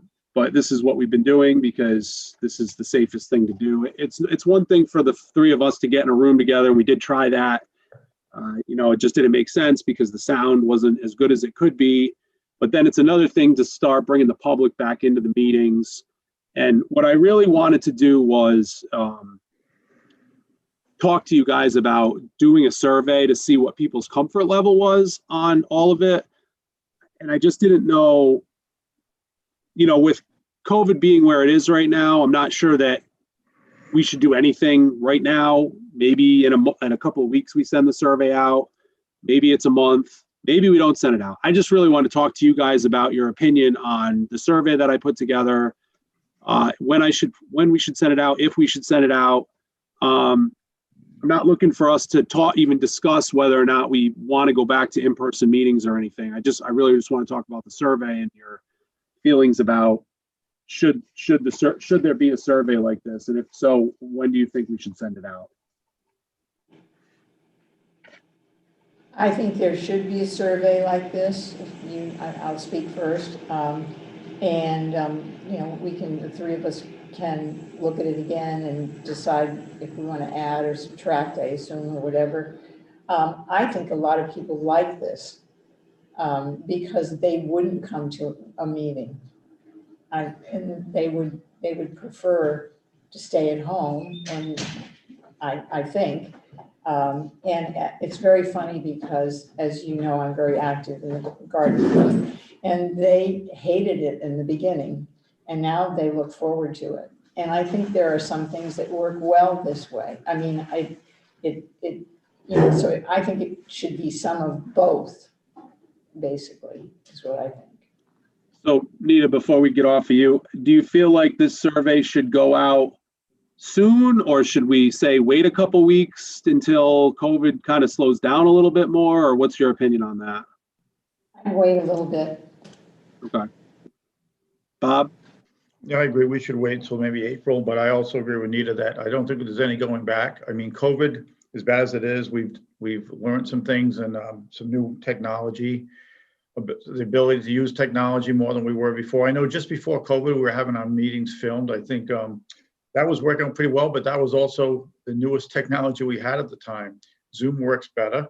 I think that the reason that you couldn't hear myself or Nita that well when we were in the media center is because we were spread way apart because of COVID. I mean, we were 10 to 12 to 15 feet apart. If we can meet in person and COVID's no longer an issue, we can be at the main table sitting 2 or 3 feet apart like we used to. It's a lot easier to get the sound, the audio working, right? Yeah. So I would say every meeting should be an in-person meeting and every meeting should be a Zoom meeting at the same time.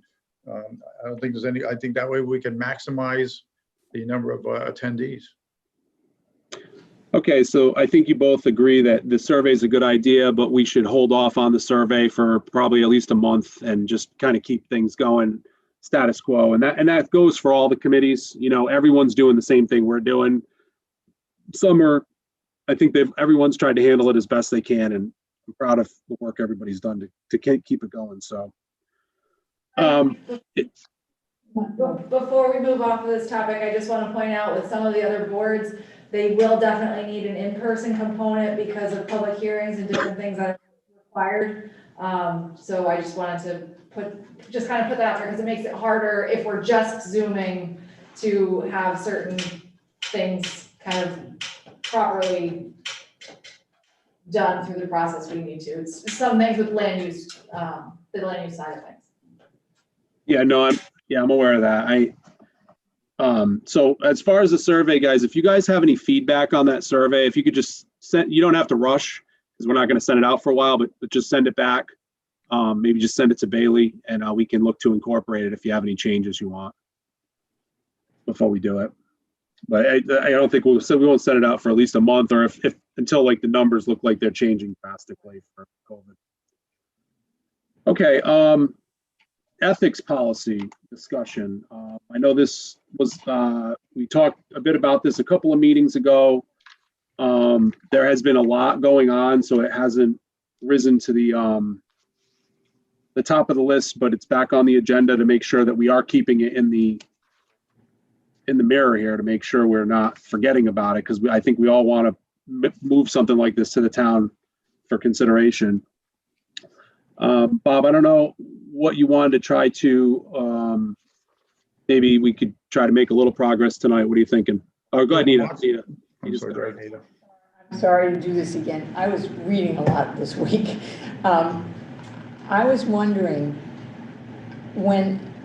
has anybody here had our old code of ethics? I know it was very brief. And it was, have we given it to people when they come to work here? Have they given it to people when they are part of the government? Or is what I suddenly realized all the time I've been here, whether it was in a committee or something, nobody's ever said anything about anything like this. Are we going to use this as something when people come in and join the group, whether it's staff or someone who is on committee or what? Good, Bob. So Nita, every other town that has a code of ethics that's this thorough, and I mentioned to you, I saw quite a few of them as I tried to create this code. Every one of them had a plan to distribute to new employees, also to anyone that was elected to a position or appointed to a position on almost any committee. So if you're working as a public official or working as an employee of the town, you would have to get a copy, and it usually went through the town clerk's office, where she would give you a copy, and then you would have to sign on the last page of the document I gave you. There was a place to sign that said that you have read it, you understand it, and therefore you are being governed by it. So that would be, it go without saying that, yes, if once a town institutes a code of ethics, that every paid employee and every town official should have a copy of it. Thank you. That's what I was hoping you'd say. Thank you. Okay. So how did we want to try to have a manageable bite out of this? So what we talked about, Mike, is going through sections 1 through 4, which was the first half of it.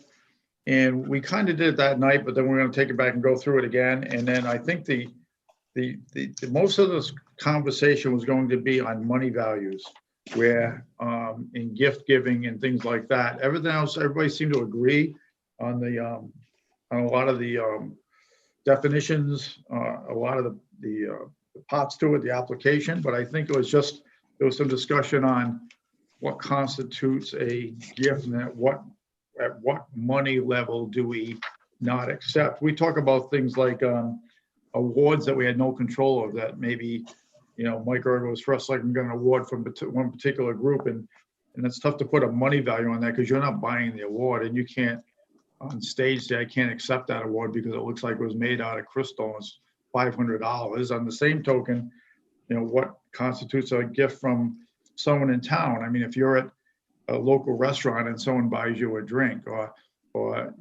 someone buys you your dinner, what constitutes that gift? Now, we also talk about special circumstances where we just got through the holidays, and if your neighbor comes over with a bottle of wine and a gift basket of some type just because they're your neighbor, they're not treating it like you're an official, you're just neighbors, and that's what neighbors do. Is that a gift? So that seemed to be the biggest cloudy area in this, was gift giving and gift accepting. So I feel like we should get the,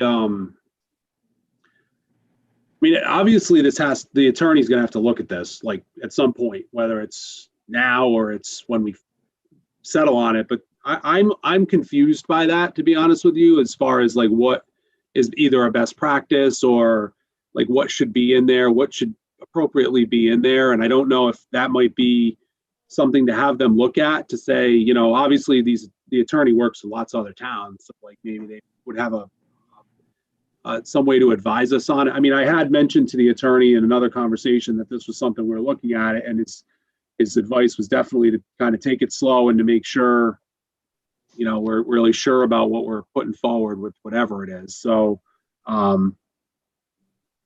might suggest that. I don't know if there's any opposition to that. Yeah.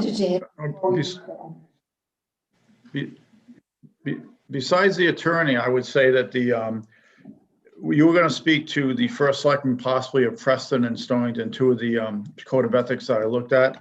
And we're going to talk to them about instituting the code of ethics, the commission to hear and how that worked and how their code of ethics commissions were working. But if we're going to have that conversation anyway, I know you've been busy, so you might not have had it yet, but you could also talk to them about money values and gifts and how they handle it in their towns. I mean, you're Preston on one side of us, Stonington on the other, two totally different towns that both have code of ethics policies that are very thorough. So why not, instead of trying to invent the wheel, kind of borrow from our neighbors and see how they handle it, since they have experience in this. Yeah, I did talk to both of them briefly to let them know that I wanted to talk to them about it, but it was more, the table was set, I guess you'd say, but we have been, again, very, very busy. So I haven't had that detailed conversation with either first selectwoman. I haven't talked to either of them specifically about it yet, but that's a good idea, Bob. I can ask them about what they do or what their experience is with it. They're both new, actually. So I know in Stonington, they have somebody who actually, I don't know if it's human services or I'm not sure what department it is that she referred me to talk to in detail about it. So I'll have to follow that up. You're muted, Bob. You're muted. You're muted. Got it. So why don't we table this for this evening until we've been able to have those conversations and then come back with a little more information from the other towns so we could, and maybe we can put sections 1 through 4 to bed and we can start working on sections 5 through 8. So. Yeah, I'll definitely try to. Everyone's in budget mode right now and has pretty full agendas. So I will definitely work on trying to get it. I can't promise it'll be by the next meeting, but the next time we bring it up, I'll have some answers or at least some best practices. Would you? I know you're busy, Mike. Would you like me to do that for you? I mean, I don't mind getting a hold of people from the two towns and trying to get some information for you. I would welcome that. Yes, I would welcome that. So why don't I reach out as a selectman to those two towns and see if I can get some information. That way you'll take it off your plate for now. Yep. No, that would be great. See what the best practices is and like more specificity if we can simplify it too. So there's not, I think that's the key, like whatever it is, if there's going to be a commission that, you know, that's pretty clear. Whatever we do is clear. There's not, you know, gray areas or whatever. So, okay. That's a good idea. Great. Thanks, Bob. You're welcome. Okay, so the town meeting for 298 Norwich Westerly. So we put this on the agenda because there's been obvious interest and urgency from some people on wanting to make sure, and I'm one of them, to make sure we get that section rented out. So in order to facilitate being able to rent it out, I think it probably should go to town meeting because that's what we're supposed to do when we're going to lease out a property. I had wished we had just kept it with the middle school, but so because we already went through that. I don't think this, at least in my mind, isn't very controversial because I feel like everyone expected that was going to be rented out. I think the question on the middle school side was, you know, it was supposed to be torn down and then we went back and forth with it. But the two-story, I think, has always been slated for some sort of rental. So I wanted to see if the selectmen wanted to bring this to a town meeting, JJ town meeting, to basically give the approval to move forward on renting it out. Should we have a suitor interested in renting it out? Good, Bob. And so after reading the statutes, section 7-163E, and trying to hone in on exactly what the thought is of the statute, what it means, after hearing, I think, two people in our discussion in the open public comments before our meeting started. I'm on, in some of the comments that we had after the last time we did this, when we had the direction to lease out the middle school building, I feel that if we're gonna have to bring this back to the town, and I think if you look at what the statute says, I think we need to bring it back to the town with information, with who wants to lease it, what the terms are, so the town can weigh in on the facts. To have the town say now that, yes, you can go ahead and lease out the building without any background, without any facts, without any figures, I think is unfair, because they're leaving it in our hands. And I know we are the selectmen and the leaders of the town, but if you look at the statute, it says that the town legislation, which is in our case in a town meeting form of government, is the taxpayer. So they should have a look at it prior to the final approving of it. So my feeling is to put this out now doesn't make any sense, because we're gonna have to bring it back after we have all the, we can market it, we can negotiate leases, we can do everything we need to do with the town's best interest in mind. And then we have to bring it back to the town to have final approval. Then why would we put this out there now? Which, and it says on here, the way you've written it is pursuant to the Connecticut General, to the statute, this meeting will also be the public hearing regarding the lease of the above property. So falling back on this is our town meeting to give us permission to lease it, but the town's not seeing any facts, figures, numbers, who's involved, who isn't. They're not seeing the nitty gritty of the agreement. So I'm not for putting this out now. I'm for waiting till we do have someone that's in favor of leasing it. We have the contracts in mind, and then we can bring it back to the town and see what the town weighs in. Nita? I think that makes, I agree. I think we should be closer to doing it, not just putting it out again. I was curious if we end up with something where somebody comes for both of the areas, because you're still putting out both of the areas for sale, correct? For lease. So we would, it makes sense to, however, we haven't really done much with the middle school wing yet. Finish your comments and then I'll give you my thoughts, but. Just that, you know, if we don't do the rentals, then the two-story wing and the other one will be a together thing when we try to get rid of the building entirely, correct? It will be the whole thing. Is that correct? I'm not following your question. I'm not following you. The one that we already tried didn't work. We can put it out again if we want to. This one we're putting out now. If neither of those work, or if someone comes in and wants both of them, you will do that. Is that correct? I think we would be happy to do both of them if someone were, that would be the most ideal situation we could have right now. Yes. Okay. So I think the most important thing is to try and see if we have any interest in this property at all before we do another vote, kind of thing. So just so you're clear, so what was being suggested was to bring this to the selectmen for a vote as the town meeting at our next, 2 weeks from now. Now, here's my devil's advocate on this situation. You're saying, well, let's wait till we have more information and let's really go and market the property. And then once we have somebody who's interested, then we'll go and bring it to the people and we'll get a vote on it and see if the people are interested. After we've put in an awful lot of effort, time into trying to market the property and recruiting somebody here, only that person might get shot down in part of the process.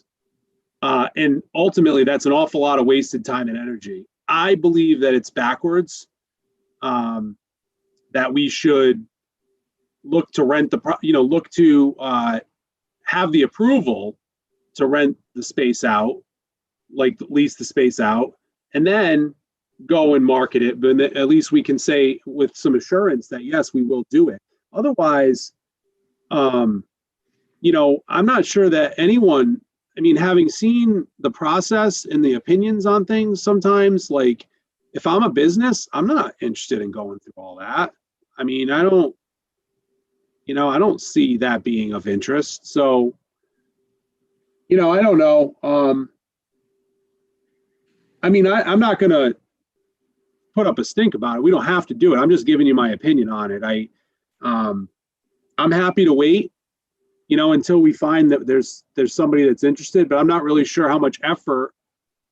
It's kind of like the chicken and the egg, how much effort do you want to put in when you don't have an approval that we're actually going to do something? And to me, this isn't controversial because I feel like everyone has always expected us to rent that out. So it's not like, I don't see it as something that's controversial. That 2-story wing has always been the wing that's been. So you understand what I'm saying? Yeah, go ahead, Bob. No, I understand what you're saying, Mike, and what you're saying, it makes sense. When you're saying like a business wouldn't want to put a lot of time into it only to find out that it's not going to go through. But as it is right now, it's a statute, it's the law, it's the way you have to do it. So whether we like it or not, we have to follow state statute. And the statute says that we need to bring it back for final approval. To bring back something for approval now from the town without any facts, figures, or we don't even know who the players are. It's unfair to the town to have them I'm not really sure about that statute, Bob. We can go back. I can go and do some research about that. I understand a lot of people just bring statutes to us, and I'd have to do a little more research on it. But regardless, if neither of you is feeling as if you want to bring this forward, then there's no sense talking about it anymore because we're not going to bring it forward, and that's okay. I'm not married to it. I just simply wanted to bring this up because in order to kind of keep on some level of a schedule or attempt to kind of get things moving, it seemed to be something to make sense. But I'm not really interested in controversy. So. But we're able to work on it anyway. No one's going to no one says we can't work on it, so we can keep working on it. The town, as you just said, expects us to lease out the 2-story wing because that was always the intent. So nothing's really changed. We can just keep moving forward until we get to the point where we can bring it in front of the town. I don't know. This isn't going to stop us from working on it just because the town hasn't voted to say it's okay for us to lease out the building. All right. So yeah, I'm gonna. Sorry, the camera doesn't like me today. So the only thing I do want to point out is it could work against us if we don't get permission prior to coming into an agreement with someone. If they have some sort of a timeline that they want to move in by, and we don't have the approval to officially lease out the property, by the time that we notice meetings and follow through with all the steps that need to be done, they may no longer be interested in the building. That's the word. Yeah. So that just is another thing we need to think about with the timing, because when we have a town meeting, especially if, hopefully we will be past the pandemic protocols. So having to have the time to have everything noticed just takes extra steps. And when the town attorney did weigh in on this statute for the 1-story wing, he did say that we met all requirements of the statute with how we did it last time. So that was the legal opinion on that. Yeah, that's right. And so, we did look into that before, and how we did it last time was not the way that's being described. So, but I don't think there's necessarily a flavor for it right now. I'm fine with moving. Go ahead, Nita. Well, I was just going to say something sort of similar to what you're saying. Is we now have it out there for people to know about already. Is that true? Well, so the two-story wing, we haven't, I didn't like list that officially, but I think we should just list it. We already have an agent in the building. Why wouldn't they just be showing that side of it as well? Their agreements through the year. I'd like to just have every piece of that building that's potentially rentable to be looked at. We have only a short time frame, so I would suggest that. All I was trying to say is, let's let it be out there for a little bit and see if we're seeing any enthusiasm or anything like that, and not jump on it right now. I think. The two-story wing, Nita? The two-story wing you're talking about? I do think so. Yeah. Just let it be out there for a little while and let people see what's going on, and then Okay. go, I think. All right. Yeah, that's fine. So then we can move on from this discussion and to 10A, which was this idea of a education center subcommittee. We already have a realtor, which is great. It's on MLS. It's getting a lot of views and interest, and the realtor is actually spending a day there a week, like kind of like almost like an open house, which is helpful. There's signage, and I think they're working on publicity, as was outlined in the EDC meeting when I presented their marketing plan. However, I think we all talked about in that meeting that this is a team effort if this is actually going to happen. If it's if it's to be leased, I think there's maybe we need to have more involvement from some local people. I don't know if we wanted to create a subcommittee that really the sole function is to try to reach out to potential tenants that I'm talking about, calling schools. Like, really, this is a specific task. We're not talking about anything except trying to find tenants, contacting colleges, educational facilities, maybe working with a consortium, or possibly, talking about if we want to look at any grant funding that, would help us secure tenancy for the building. But that's really all that this would be about, and it would be potentially a subcommittee of the Board of Selectmen. I'm open-minded to that idea. I think at the beginning during public comment, it was mentioned we had 2 names from EDC that were interested. I know that there was, I did talk with one of the members of the Board of Finance who was interested. I don't know, I think it was talked about to have maybe some, EDC, Board of Finance, maybe Planning and Zoning member. I think, Bob, you were the one who had interest in potentially serving, from the Board of Selectmen, which is totally fine with me. Maybe keep it to like 5 people. I don't know if we want to try to name those people or just ask for, we have 2 names from EDC, but we could ask for, a nomination from, say, Planning and Zoning, and a nomination from, say, Board of Finance, and just, go at it. I think the group would have to meet very regularly for a couple of months, because I don't think there's much patience from, and probably rightfully so, on trying to get it rented. I think we're trying to find, within a couple of months, whether or not, I think we said maybe 4 or 5 months, whether or not we're actually going to be able to rent it. And if not, I think my opinion is we move to looking to sell the building, and then we, from there would move into, possibility of demolition. But I do think there's revenue there for the building. So, feelings on the subcommittee? Go ahead, Bob. My thought on this is, I definitely don't want to be involved. I was looking at the first sentence and then of the guidelines. I think if the subcommittee is privy to exactly where the realtor is on things on a weekly basis, if you want us to meet weekly, that's fine, but we have to be able to have information from the realtor where he is, so we're not duplicating the effort. He's gonna get, I assume, some sort of commission out of this. So he's being paid to do it, where we're volunteers working on this, at least most of us. So if that's the case, he would need to keep us informed. Now, if we have people on our subcommittee that have ways to reach out to other entities that might be interested in taking over our building, that would be great. So, but I think we're going to have direct line to the real estate agent to keep us informed where we are. We can't sit in meetings and be blindly led to not know where we are in a particular case or why even have a meeting. So I think that I'd like to have a subcommittee. I think a small group is fine. I might add somebody from the Board of Ed, also just have one more person because the central office is located there now.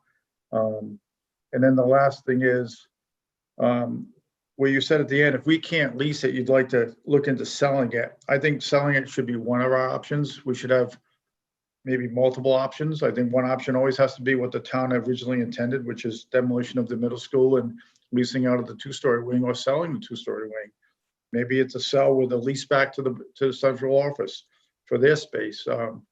But there could be multiple options if we're not able to lease the two wings. So I just don't want to leave it as we're going to try to sell it because there might be other options.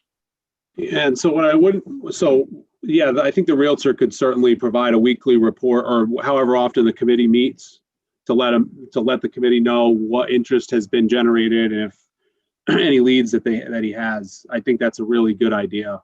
So I could get a written report from them. What I wouldn't want to see is this committee start to look at the things that the repurposing committee already did. Like we already know it's got to be education.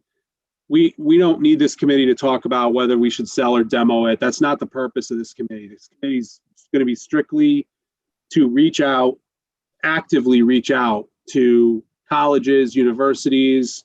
And yes, the Realtor is doing stuff like that. So we don't have to have this committee at all. I think the idea was that sometimes if there's some interest from within the community to want to push a little harder, it certainly doesn't hurt to have more, many hands make light work. So, I'm kind of open to the idea of it, one or the other. I don't know. Nita, what are your thoughts about it? Could that small committee that you're talking about be the ones that just stay on top of it so that you and we know what's going on all the time instead of once a month or anything like that? Maybe just have them there, and if it works out with a couple of people, maybe we would learn more. I don't know. I don't have a strong feeling about it, Mike. Yeah, I don't either, to be honest with you. I think I just want to see something happen with it, whatever way. I mean, I think we all feel the same way, and as much work as we can put into it, I think we should. I don't want to complicate things either. We've got the Realtor who's working on it, but I think more help would be helpful. I mean, he's one person who can, only probably do so much. So if there was real interest from people and wanting to reach out, and I know the EDC people who wanted to be on it are really good. So I think they'd be very interested and probably enthusiastic about solutions. So with that, I think we should do it. Yeah. So Mike, I agree. I think and I agree with you on the 3 to 4 month lifespan of this committee, because I think it has to have a short lifespan. So the directive is exactly what you said. It should concentrate on the leasing of both wings at this point, because obviously if we can bring income from both wings, it's a win-win for the town. So, and that should be the main focus of the committee. The other thing with the committee is by having members of multiple boards on there, they can now go back to their boards and report back to their boards on where this committee is and where we are in the process. So the planning and zoning, EDC, Board of Selectmen, Board of Ed, Board of, what else was on there? Where else was on there? But anyway, we would be able to bring back to those boards and committees what's going on, where we are to date. So we're more informed than we were in the past. I think that part of it would be a big plus. So I'm actually for this committee. I want to be part of it and keep my fingers in to see what's going on with it. All right. So what I'll do is I will send an email to those 3 committees. I don't have a problem with adding a Board of Ed member if there's one interested either. And I'll ask for those interested from the board who might have interest. And we can look to, have somebody on there. I mean, it's our committee, so we can pretty much pick who we want, by the way, on the subcommittee. But I want people who want to be on it. So I think it's best just to ask, what interest there is. And then we can follow this up maybe next meeting and hopefully appoint the committee next meeting. Yes. Would this be offensive to the person that's working on it now, though? You would have to tell them, right? I already told him about it. I told him this came up at the last, no, Mike's a good guy. He's the realtor that's representing the property. He's a very nice guy. He's very enthusiastic about the project and he has actually some really good ideas and welcomes the help. I think everybody's goal is the same. It's to try to get, all available space leased out. So, so yeah, I'll do that reaching out, this week, and then hopefully next meeting we can appoint this committee. Bob, thank you for being interested in being a part of it. Okay, the COVID update, number 11. I just wanted to just briefly touch on the fact that you probably saw it move very quickly. We had a vaccination clinic that was scheduled here in North Stonington. We were fortunate to get a vaccination clinic, and it had a lot to do with the fact that we did have lower vaccination numbers on our 75 plus population. I'm happy to report that we were able to get a lot of slots filled up prior to the governor opening it to 65 plus, and then it immediately filled up as soon as that happened. And so basically, we did have a lot of 75 plus that were able to register. I was able to, the town hall team here has been very helpful. Bailey and Christine registering people as well as myself on Saturday.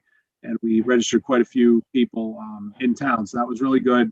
So that'll happen this Friday. And I just want to make sure everybody just has continued patience with the vaccination situation, because it's not that Ledge Light isn't ready to, they could vaccinate everybody as soon as possible. They're very prepared. They went through this with H1N1. Ledge Light's just fantastic. There's just not enough vaccine, but there's more becoming available every week. So I think everybody just has to be patient as they can be, continue to stay safe, continue to wear the masks when they can't keep distance, do all the things we've been doing, and just keep an eye on the clinics as they open up, and register quickly if you see an opening, as you're able to register as your age becomes available or your segment becomes available. I think there's about 300,000 more people that are eligible now because of the 65 plus is what I heard.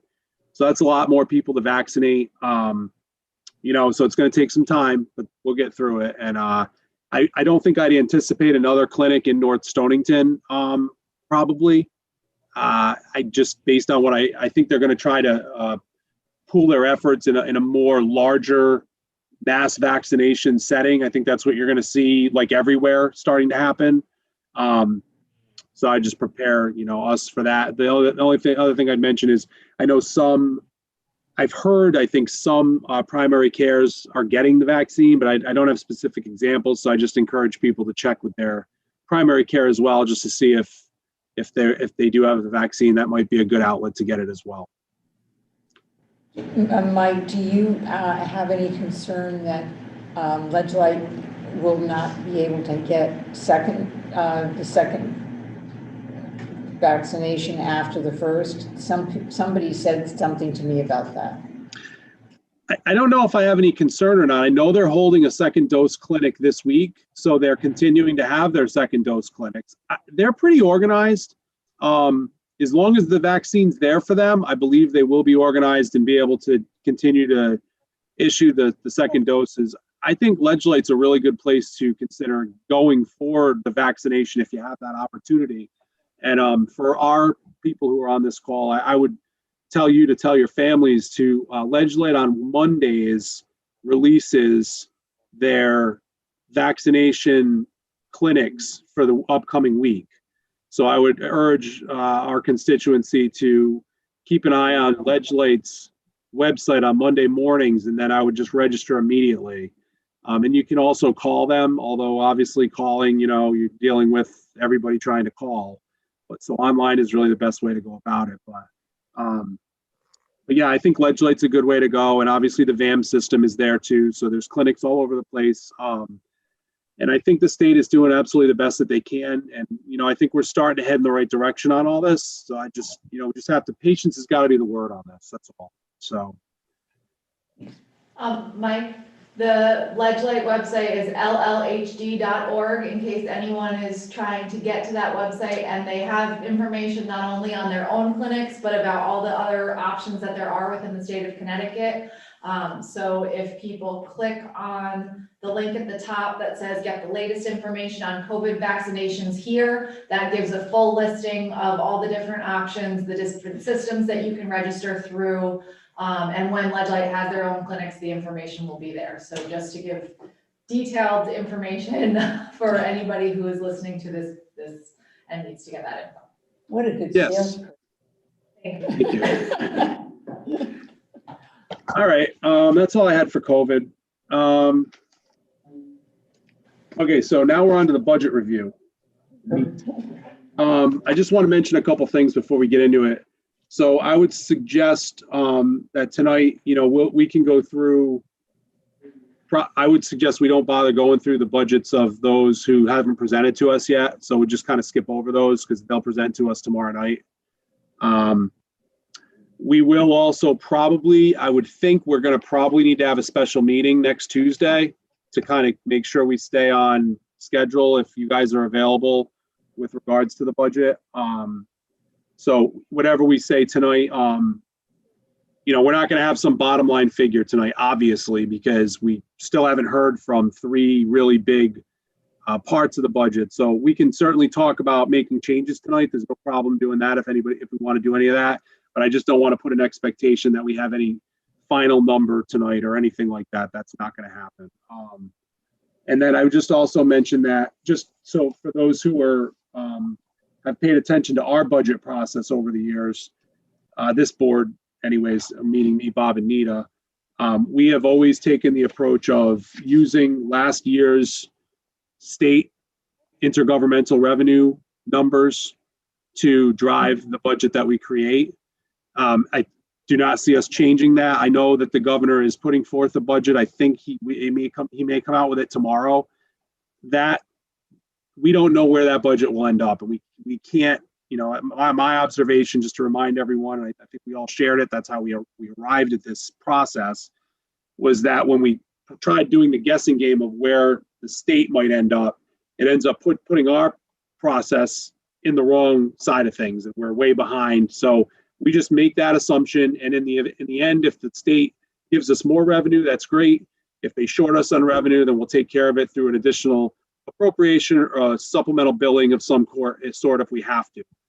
But we need to make some assumptions so that we stay on track with our schedule and control what we can control. So I just wanted to kind of set that up before we start going through it. I think you guys all have your big paper copies, I hope, so we can just go through on the same pages. So we'll just start on page 1. And a lot of this is intergovernmental, which again, I don't know that Christine, if you want to lead us through anything you think is noteworthy, and then if Bob and Nita, if you have questions, you can just ask them. I honestly kind of feel, if it's okay with you all, that we should skip revenue as a whole for today. But if you want to go over anything specific, we can go over it. I think we should move past revenue, and if there's we can talk about that next week. You okay, Bob? Nita? Bob, you're muted again. He said it was fine. How'd you know that? You reading lips? I was reading your lips. Yeah, so that's fine. I would just say that one note is that we had 5 students listed. It may be up to 7 now according to the Board of Ed. So that might change a little bit, but other than that, as far as revenue, we could skip it for tonight if you want. when we have our special meeting next Tuesday, Mike, can we have a meeting that's strictly a budget meeting? Because I mean, we really should need to put the time into the budget, and I know we had a lot on our agenda tonight, but the budget needs to be dedicated a lot of time towards it. That's all I'm saying. Yeah, I mean, I would look to not have anything else unless there's something really pressing, Bob. If there's something pressing, I'd put it, but it would be a very small agenda if anything else. I do agree with you. I mean, because we're going to probably hammer out the budget. I mean, hopefully we hammer out most of the budget at the next meeting. So, all right. So then, as you just look down towards, we move on We're on to page 2, section B1 is the Board of Selectmen. So is there anything within the Board of Selectmen that we want to discuss? I did want to just point out, we pulled out the grant writer as its own new line item. So the secretary line is specifically the part-time secretary, and the grant writer is designated in their own new line item. Since we knew that that was a positive change, we can now make the change in the budget. Yeah, let me just, if I could, give a little color to this. So you'll notice there's increases in the first selectman, second selectman, and third selectman lines. I did a great deal of research last year, which we all took part in on the first selectman position. I don't think it's any secret I'm not seeking re-election for first selectman this year, so this barely concerns me, though I guess it would for half a year, potentially. But it is my opinion that the first selectman position is underfunded, and has been, and that I think it should be increased incrementally. What you see here represents I think a 10% increase to the salary. I think it's important that we're trying to recruit strong talent for the position. And I think if you have a reasonable salary, you're more apt to get more qualified individuals to seek out the position. The other thing is the second and third selectmen have been really underfunded. And I do believe that we also would like to see qualified individuals stepping up for those positions, whether it's the two of you again, or somebody else who seeks it out. I think if that person doesn't need that money, they can donate it. But in my opinion, I believe those positions should be funded appropriately, and I do not believe they have been. So those are my recommendations, and certainly can be up for discussion. I think Christine pointed out the other major changes that were listed there. So I think we could discuss that tonight if you want. You've had it for a while to chew on. So go ahead, Bob. All right, so let's take second and third selectmen first.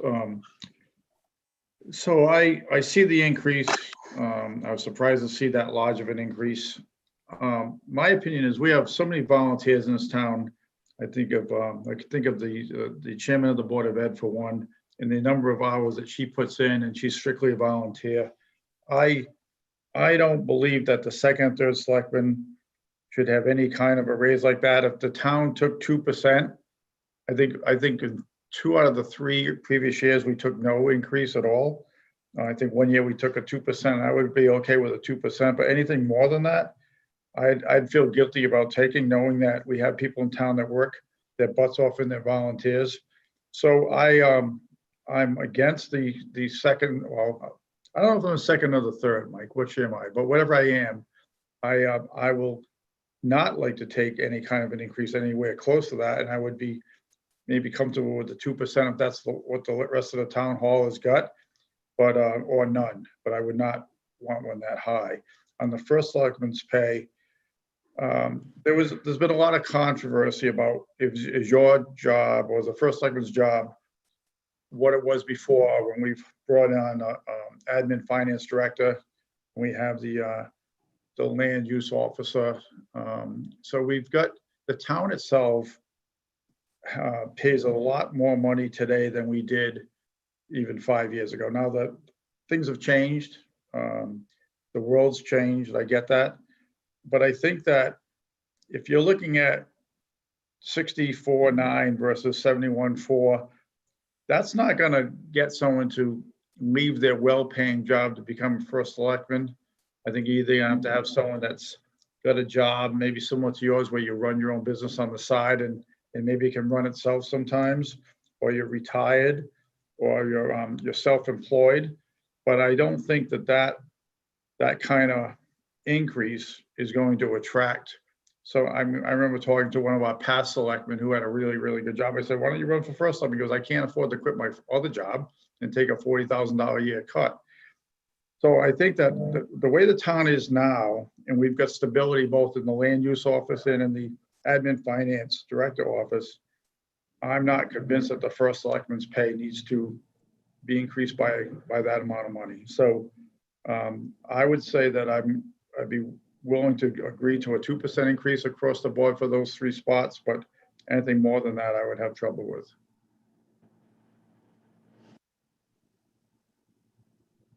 Nita, what are your thoughts? Well, you know what I always think, but no one ever is letting me do it. I'll go right along with Bob, though. I mean, I do not want a big increase like that, and 2%, fine by me. It's okay, or keep it. So I don't know, who's going to be, I think we always have to be thinking about who might be stepping up, might be considering stepping up. And I also think that you can't put a price on the responsibility that these positions have. I mean, I think that's the part that's not quantifiable. I can tell you that I put a lot of time into doing this research last year, and it didn't really get anywhere. So I don't want to spend a lot of time wasting my breath about it, to be honest with you, because I really spent an awful lot of time doing analysis, looking at like towns, and so I just think that we should be heading in a different direction with regards to the first selectman's salary and the selectman's salary. I'm not closed-minded to changing the selectmen's salaries, reducing them a little bit, I guess, if you think it's too steep a jump. I feel pretty strongly that the first selectman's salary, that's still not really where it needs to be. And I think it does make a difference, to try to get somebody to accept the responsibility of this position. 65 versus 71 it does make a difference. It's a decent amount of money for somebody to consider, putting the time and the energy and the responsibility into a position like this. So. Mike, I would feel with regards to the second and third selectmen, now that Bob and I are on the same train, but we have very intelligent people who are the head of other commissions, and they get nothing. And they don't bear. Yes, I understand that, Nita, and I'm not. Believe me, and I've been one of those people my entire career before I did this. Like, I've never had a paid position like this, and I'm quite frankly looking forward to going back to that role of giving my time and doing it differently. But the responsibility that the selectmen have is different. It's different. We have to sign all the checks. We bear that responsibility, and I think that there should be payment for that responsibility, and they should feel, they should feel that responsibility. And when you receive payment for that, more payment for that, there is a little bit more weight to the responsibility of that position. I'm not saying that a lot of people wouldn't just do it for free. I understand that. And I know you guys are those people. I mean, if I could afford it, I would have done it for free. There's no question. I don't think there's any question about it. It's just, that doesn't mean somebody can't do something else with the money if they want to. I think we need to really consider this. And I'm not the only one that said it. Other people have said it too. So, why don't we agree to, I think we've talked about this tonight, so I feel like we can move something forward here. whatever it is we end up moving forward. I mean, would you be open to the increase with the first selectman and 7,500 each for the selectmen? No. What about 5,000? No. All right, let's take the first selectman salary first. I'll make a motion that we do include the 10% increase for the first selectman salary. Do I have a second?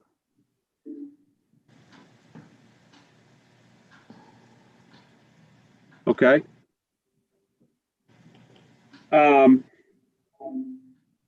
Well, then somebody should motion what you want for the Why don't we go ahead with the 2%, including on the selectmen? What do you think, Bob? Percent across the board for all three selectmen is fine with me. So you're making that motion, Nita? Yeah, that's what I'm saying. Yes. I'll second that motion. Further discussion? I disagree with it. I don't think it's appropriate or enough. All those in favor? Aye. Opposed? Motion carries. All right, moving on. So the next section is probate court, and there are no changes to that. Where are we now? B2.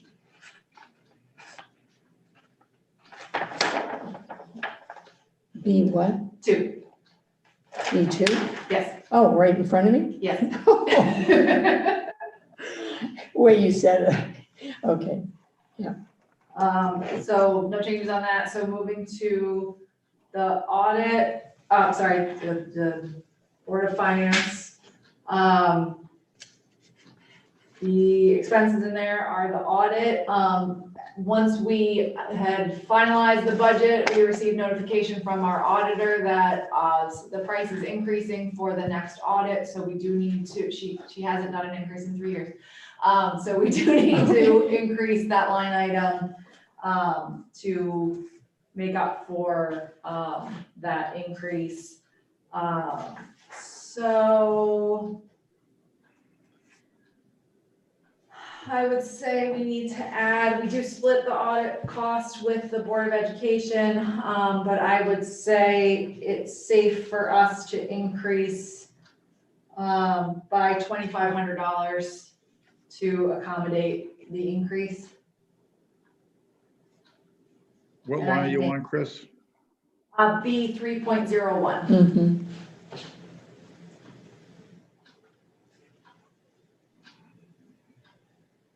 So what you're trying to say, Christine, is the number you have here is not accurate because more information has come forth.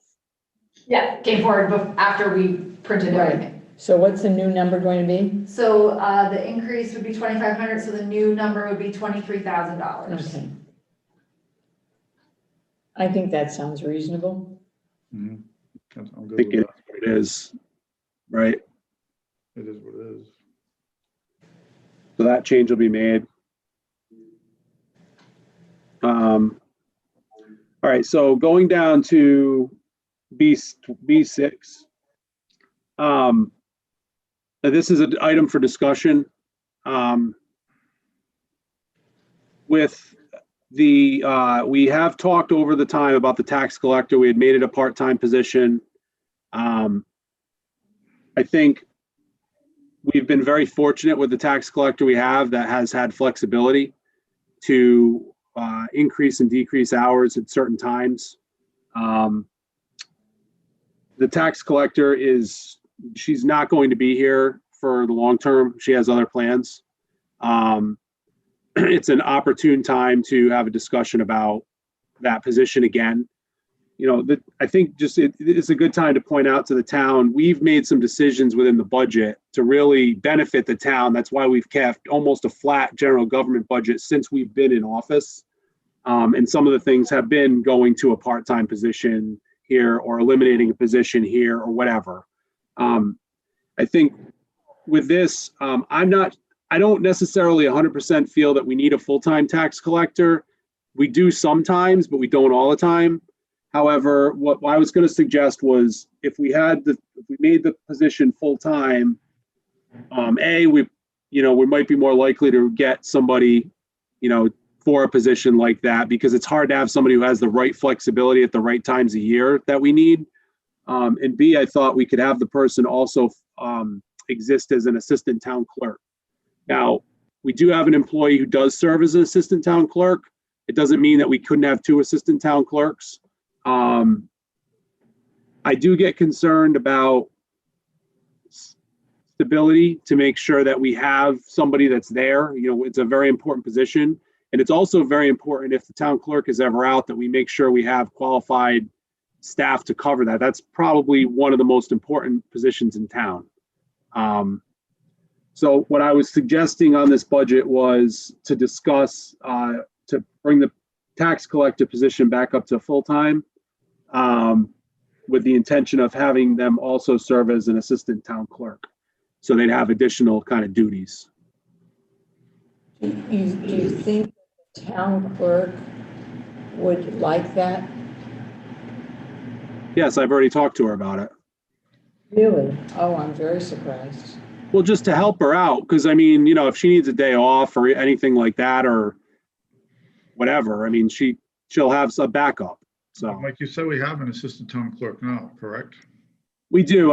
I think the ideal thing is, and this would have to be discussed, but to have this person serve as the assistant town clerk and then have somebody else serve as an assistant tax collector, because we need backup. That's what you need we're a small town. We all wear a lot of different hats, and that's good, because if somebody's out, we need somebody to wear a different hat. So, I haven't had that discussion to see if that would be a possibility, to have somebody serve kind of as an assistant tax collector to the tax collector instead of having 2 assistant town clerks. But I think that's something that could be discussed. Wasn't the tax collector just out recently for a couple of weeks? Yes. She was. And who handled that? The town clerk handled the tax collector's job? No, nobody really handled it. Christine tried to pinch hit as best she could. And basically, she actually only was really out for, I think, about a week. Really, Yeah. It wasn't much longer than that with the weekends. So we just had people leave payments and they just waited, to be processed.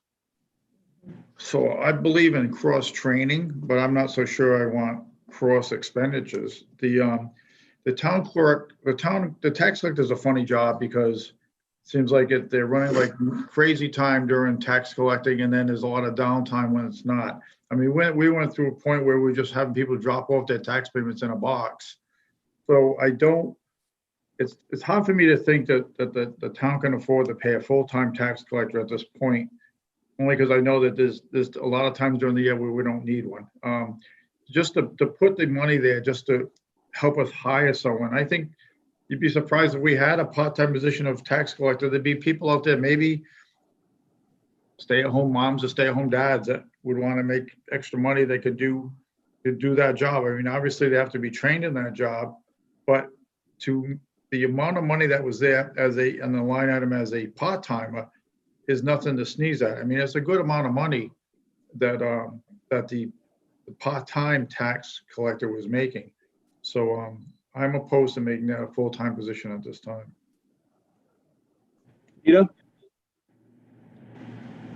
I don't think we do need a full-time.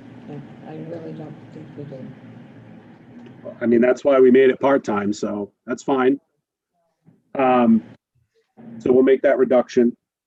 I'm not, it was just up for discussion because it was an opportune time to talk about it, so. Mike, can we go backwards for a second? Can we go back to B401 for a second? B401, B4 and B401? Yep.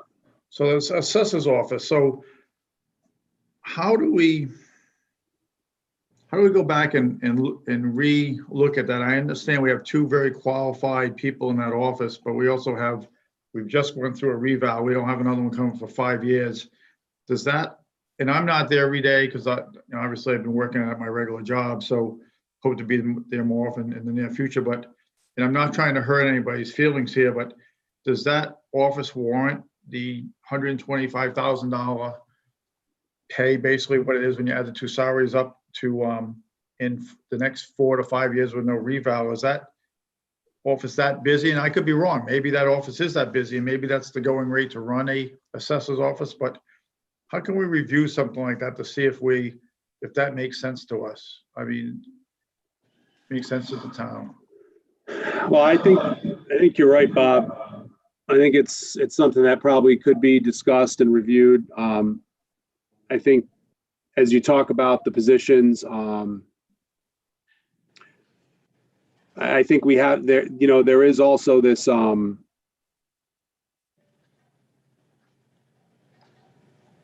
kind of a process of trying to figure out how the best way to go about taking a look at that is. So, probably the best way to do it would be to first see, if how the staff members feel. Maybe they want to work less hours. I don't know. That might be a good starting point to have an open and kind dialogue with some staff that's been here for a long time. I think it's a tough discussion to have. I understand that. But it's also a discussion that we have to have just tough discussions from time to time. And I think that, I know we've got wonderful people that are in that office. They've been there for a long, long time. And again, I'm not trying to hurt anybody's feelings, but in thinking of the taxpayer, that's an awful lot of money to spend in that one particular office in a town like ours that is not going to have another reval for 5 more years. So I don't know the answer to that question on how we even address it. Maybe it's a sit down with the people involved and have their thoughts on it and see what they think. Maybe somebody would like to reduce their time. I'm not sure. But I think it's a discussion that we should probably have. I think that was why we had wanted to have the department review that we had discussed at the very beginning of the fiscal year, but unfortunately we didn't have the support to move that forward. Because to have an impartial third party come in and truly look at the workloads would have told us, what we really needed for these areas. I will say that there's a lot of attention to detail in that office when it comes to the personal property tax, and especially with the large agricultural population that we have in town. They work very hard and very closely with all of our farmers to make sure that they're submitting all the information on all of their equipment, to make it easier for the farmer and easier for our office to track all of that. I do think for customer service, they go above and beyond to make things easier. We did transition to a new software for them, and they were told by the people from the company that they do a lot more than other towns do, and they pride themselves in going that extra mile and making it easier for our residents and our taxpayers. So just. And Christine, I think those are all good points, Christine, and I agree with you. And it maybe we're getting 100% of bang for our buck. Maybe it's just what it's supposed to be. But I think as a selectman and as a service to our taxpayers, we have to look at all areas to try to keep taxes down as much as we can. And maybe we come out of an area saying, that area is exactly where it's supposed to be and we should leave it alone. Maybe there's other factors involved, but longevity and so on. But we would not be doing our jobs if we didn't at least look at those areas and have the discussions, if we have those conversations, if we have to have them. So I appreciate your point of view on it. Okay, so first of all, I'll make the union aware that I'm going to have that conversation. We have every right to have those discussions, and it is actually completely appropriate for us to cut hours if we feel that it's needed to be done. So, but I'll have that conversation, and I'll report back to you guys on the findings. Go ahead, Bob. No, I'm not. I'm sorry. Didn't raise my hand. Okay. The B8, this year I put, we know that we have a contract year. We don't know where that's going to end up. That line has been there, and that's purpose of that line is to have money in there when you have union negotiations and stuff like that. So that's what that's for.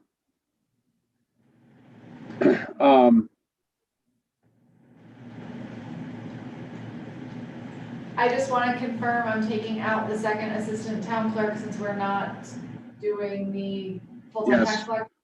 Yeah, take that out. Good, thank you.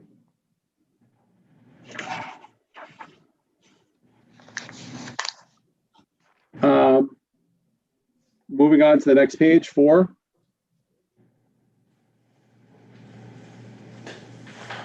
Oh, and I just wanted to remind everyone that all of the old land use line items have to stay in the budget for one more year with zeros, so B11 and such. And then we can fully transition to not showing those old line items and only showing B34. Oh, yeah.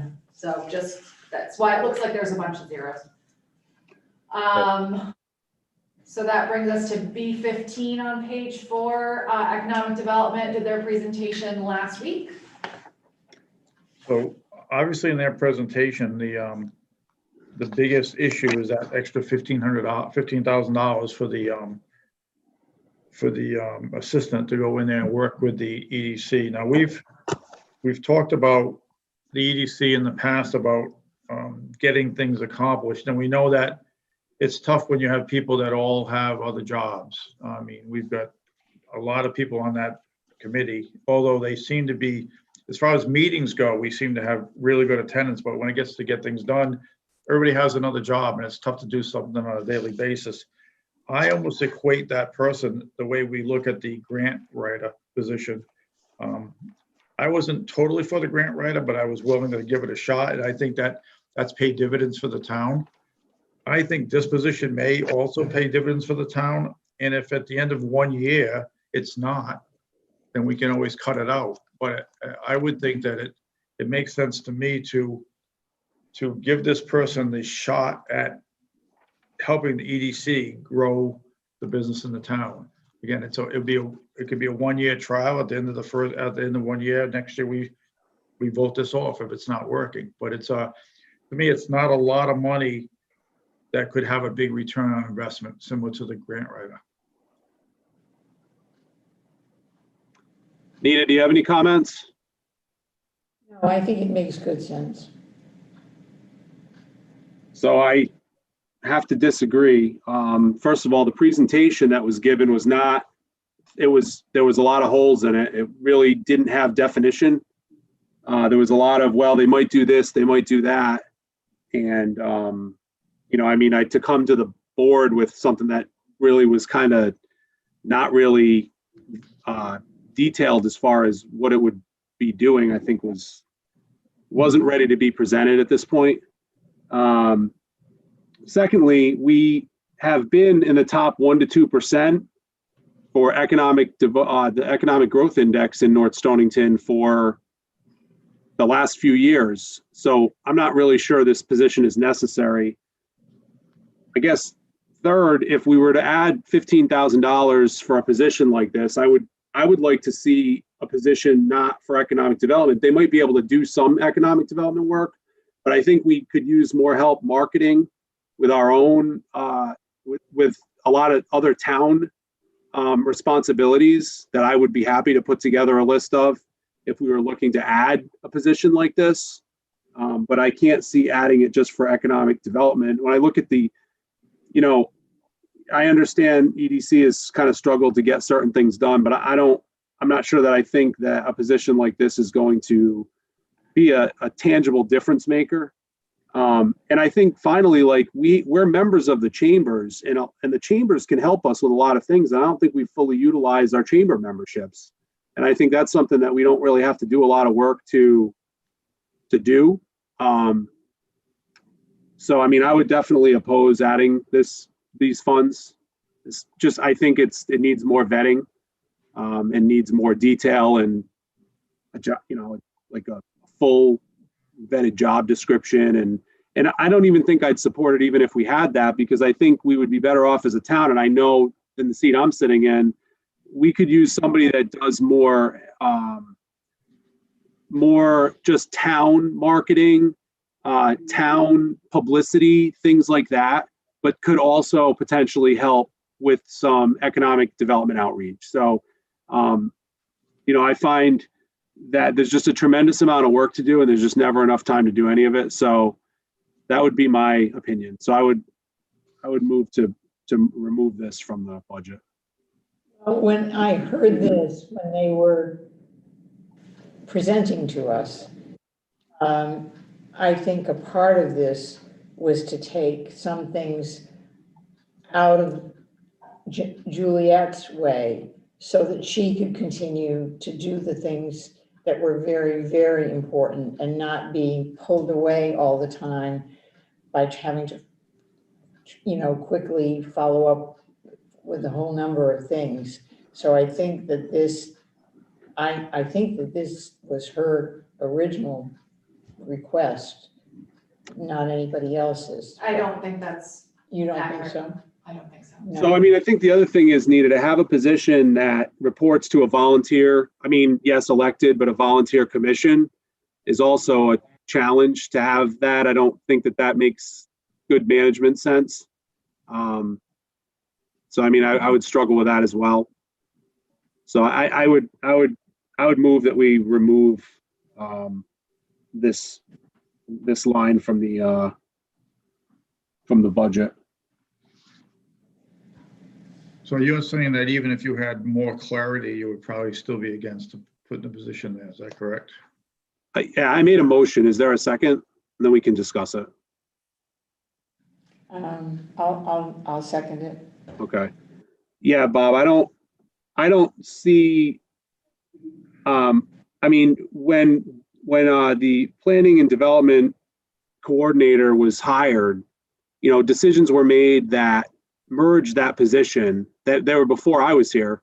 So, I mean, ultimately that position was absorbed with one position. Now I know there's more work to be done. I'm not saying that, but when I think about, and I really think you have to understand where I'm coming from, because I see everything that's going on in town. So if we're going to add $15,000 to a position, I look at the water and infrastructure stuff that we're doing. Like I look at that and I say, that is a tremendous responsibility that the Board of Selectmen is going to have to try to figure out. We don't have the knowledge for that. I'd rather see us spending money on somebody specifically that's going to help us out there, or like I said, marketing or publicity. Like there's a lot of other areas that I think are more crucial in town operations to have more, to have other supports. And when I say, again, the numbers say that we're the top 1% to 2% in the economic development index. So even though we're not doing some visitations and things like that, that would be nice to do, and I think it was even described that way, you know, I just don't see the justification. So we have, I know there's a motion on the floor and we're discussing now. We have both Juliet on the call and we have the EDC chair on the call. Would we want to get input from them? Or are you saying that even with additional input, you don't want to move this forward? No, I mean, I heard their presentations. That was the purpose of last Wednesday. So, I mean, I'd like to move it forward without it. And then, you know, there'll be more discussion. I'm sure the Board of Finance will have discussion, and there's still process to go through. So if we take something out, or if we vote to take something out, then there's a chance it could be put back in through the Board of Finance, correct? Yeah, I think we're going to present the budget to the Board of Finance. I think that proved last year to be the case, that if there's justification for it, but you should do what you want. I mean, I don't believe it. That I'm just one person. If you both feel that it's important, then I'm outvoted. That's okay. Yeah. I mean, I think you should really respect my thoughts on it, though, because I'm the one that's running the day-to-day operations of the whole town. So I do think that my thoughts should have my comments should have some weight. So I do respect your thoughts on it. I think we still have time to take it out after we present to the Board of Finance. So in respect to my thoughts on it, I just think that, again, to me, it looks like the grant writer position that's there's a large upside to the amount of money that was spent on it. And of course, you can always find other areas we could spend it on. As you mentioned, where it would be water, sewage.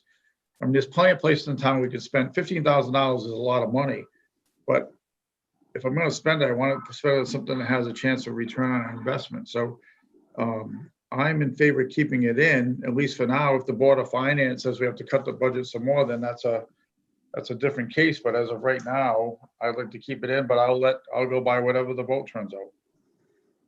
I mean, I would say if we're going to keep a position like that in, that I would like to change where that money is allocated to and change the position to continue to have some of those responsibilities.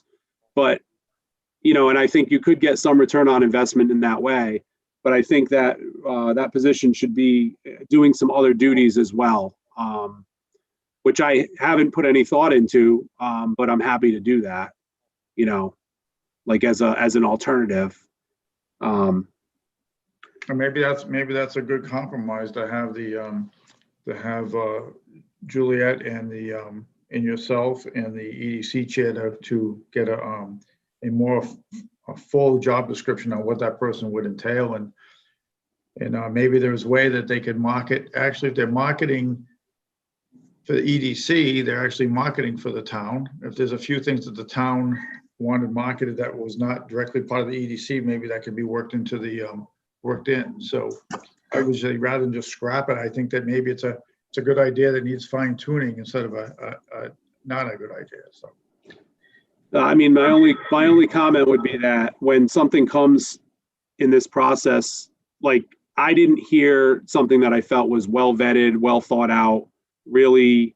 I mean, I don't see how as a board, when that's what you hear, that we can approve it. I don't think we can't approve it. I mean, there wasn't enough clarity there for me. It sounded like it was still kind of in the idea phase.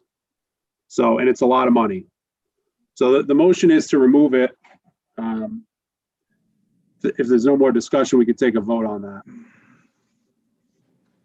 All those in favor of removing the 15,000, signify by saying aye. Aye. Opposed? All right, so that gets removed. Now we're gonna skip all of 16. Oh yeah, we're skipping rec. They're presenting to us tomorrow. And that brings us to fixed charges, B20. There will be a change to B20.03. We heard from our insurance provider that we're having a reduction in our workers' comp insurance for next year. So I will make that change for the next version of the budget. Do you know how much? They have projected a 5% decrease. So I will probably put a 3% decrease just to be a little safe. There will also be changes based on the discussions we just had. There will be changes to Social Security because the elimination or changes of salaries impacts that line item. We had put in medical insurance for the position that was going to be full-time that is not going to be, so there'll be changes to 20.05. There will also be changes to the pension line B20.06. Wow. So that's that. Can you change that fairly soon? Well, that'll be our next round, right? Those changes will be reflected in the next. Okay, great. So moving on to page 6 then. Yes, sorry. So we will not discuss anything that's related to the fire company. So those are some of those. That brings us to the Registrar of Voters, B21. So they generally ask for, if you recall, they usually put an ask in that's more than they generally get, which was also the case this year.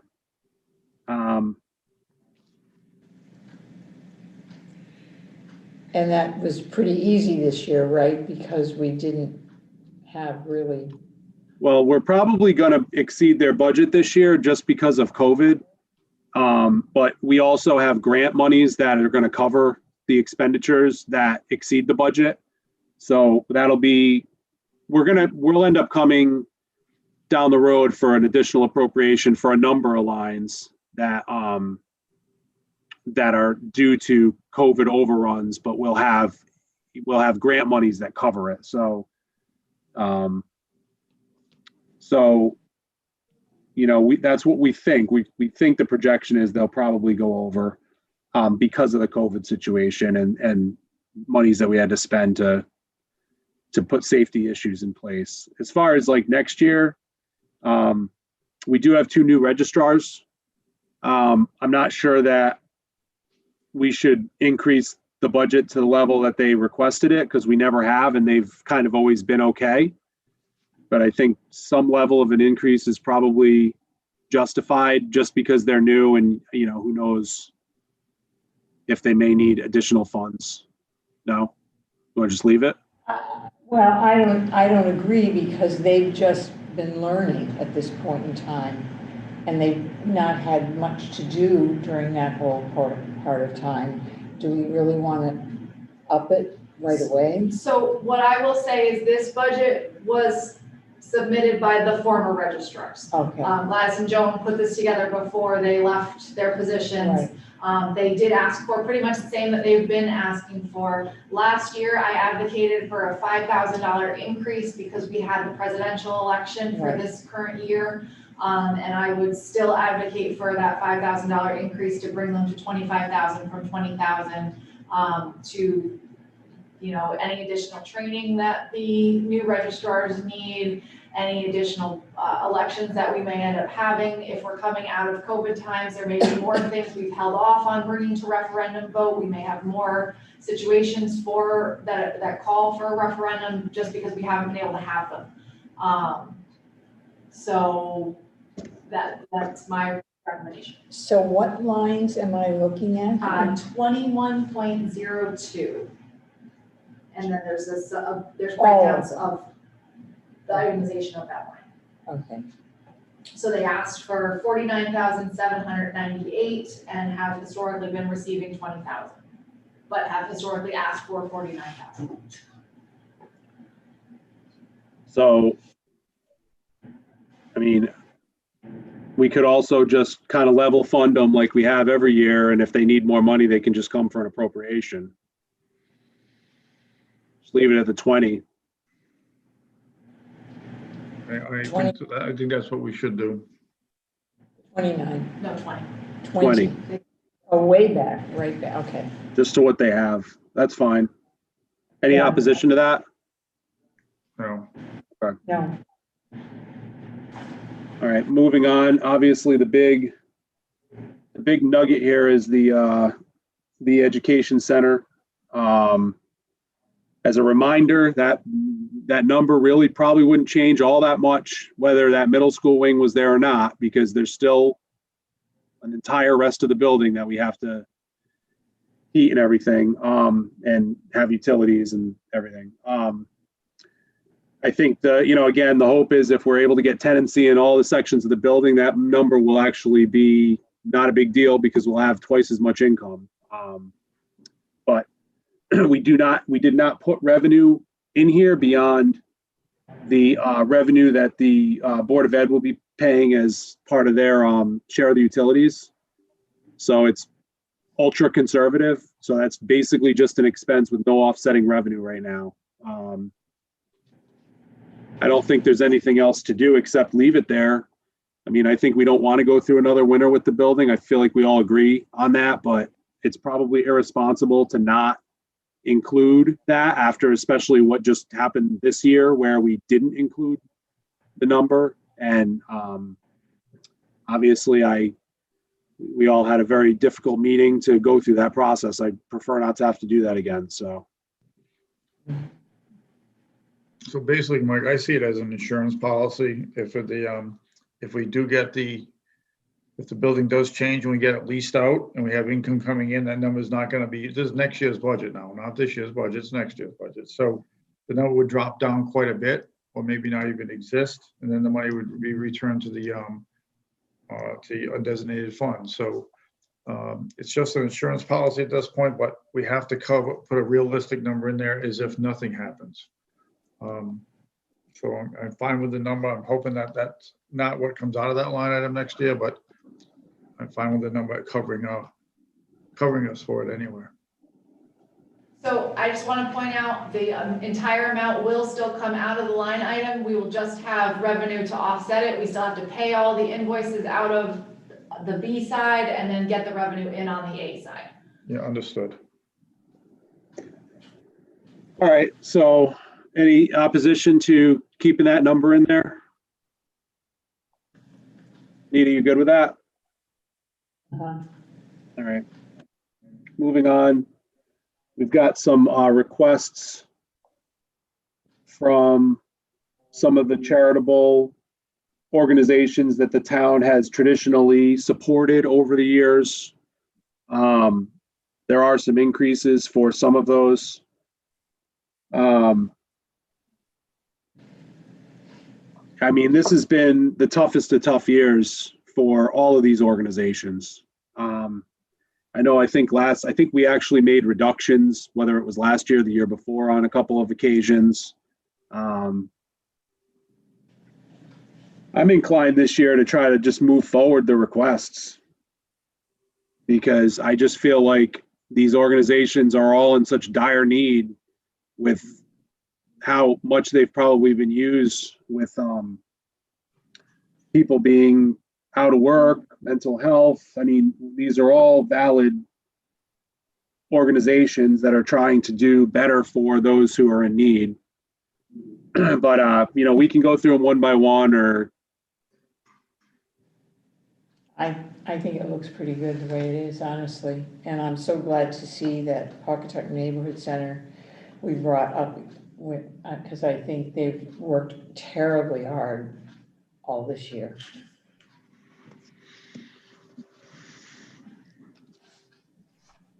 What do you think, Bob?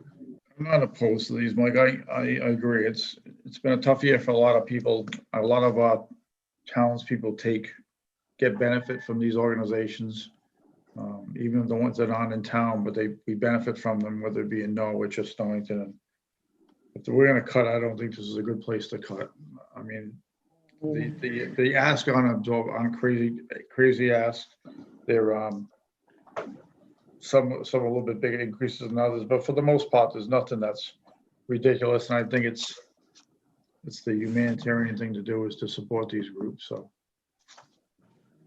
All right, so we'll leave those for now. Hopefully we can be able to do that. Page 7.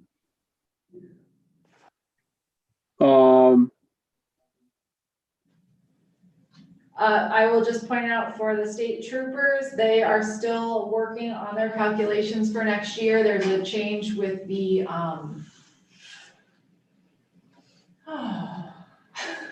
the change with the fringe, there we go. Sorry guys, my brain's just a little delayed. So I put in my estimations for them, but Trooper McCarthy is going to get me the numbers as soon as he gets them. So, Mike, why is it that we don't have the state troopers, like we do the fire company and the ambulance and so on? Why don't we have them present a budget to us? Is it usually because it's not very detailed, or? I mean, I think it's probably more because it's contractual. So we actually brought the contract to the town for approval already. So it's all contractual, Bob. So we wouldn't have the troopers come to present something that's already contractual that we basically already brought to the town meeting for an approval. By the way, I don't know that it was necessary to do that, but it had been practice for prior administrations to bring the trooper contract to the town, and we did do that just because it had been done. But I think that's probably why. And, you know, these guys are patrolmen. They're not, you know, I mean, I'm not saying they couldn't come, but. When I look at the event lines, like Halloween, the fair, North Stonington Education Foundation race, Chicken Busso race, when most of those things didn't happen last year, did we get reimbursed or did we not have to pay for those things? I mean, So we didn't, well, some of them we didn't have to pay for if they didn't happen. But the other thing that did happen this year was there was a lot of COVID overtime. And I actually had to, basically we kind of shut down the overtime because it was kind of, there was a lot of enforcement extra stuff they had to do. So, we're not going to have some sort of give back on the trooper line this year because they had there was overtime that took place. But as far as like some of those events, no, you're right. If they didn't happen, there's no expense that's associated with them. So it just wouldn't be expended. so can you give me an example of COVID overtime? What does that mean exactly? There was extra time that they had to, we shouldn't be over budget because we, kept an eye on it, but it would be just extra patrols, extra time that they had to put on for, whether it was enforcement related to COVID or other safety things that came up. I mean, there's nothing specific that's coming to mind right now, Bob, but it was pretty, there was a lot going on. Let me use the lakes for the example. And that happened a lot where we had masses of people, if you remember, that all of a sudden just came to Billings Lake. And we had to take care of that and patrol more often for things that we weren't having to patrol as regularly for, or at times that we had to patrol for it before. Just because like last summer, it was just crazy because the beaches were closed and we just had a lot more enforcement and patrols than we had in years past on certain things. So there was a substantial amount of different work that had to take place and the guys did a great job. And I think, if we should be able to come in within budget. And I think that's a testament to fiscal management,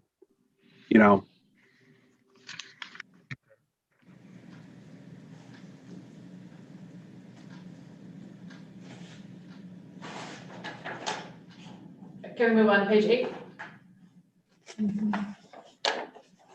Yeah, I'm good. So we don't really have any major changes with civil preparedness or animal control. Just double checking. No. So that brings us to the highway. Was there anything that we wanted to discuss within B27 from Don Hill's presentation last week?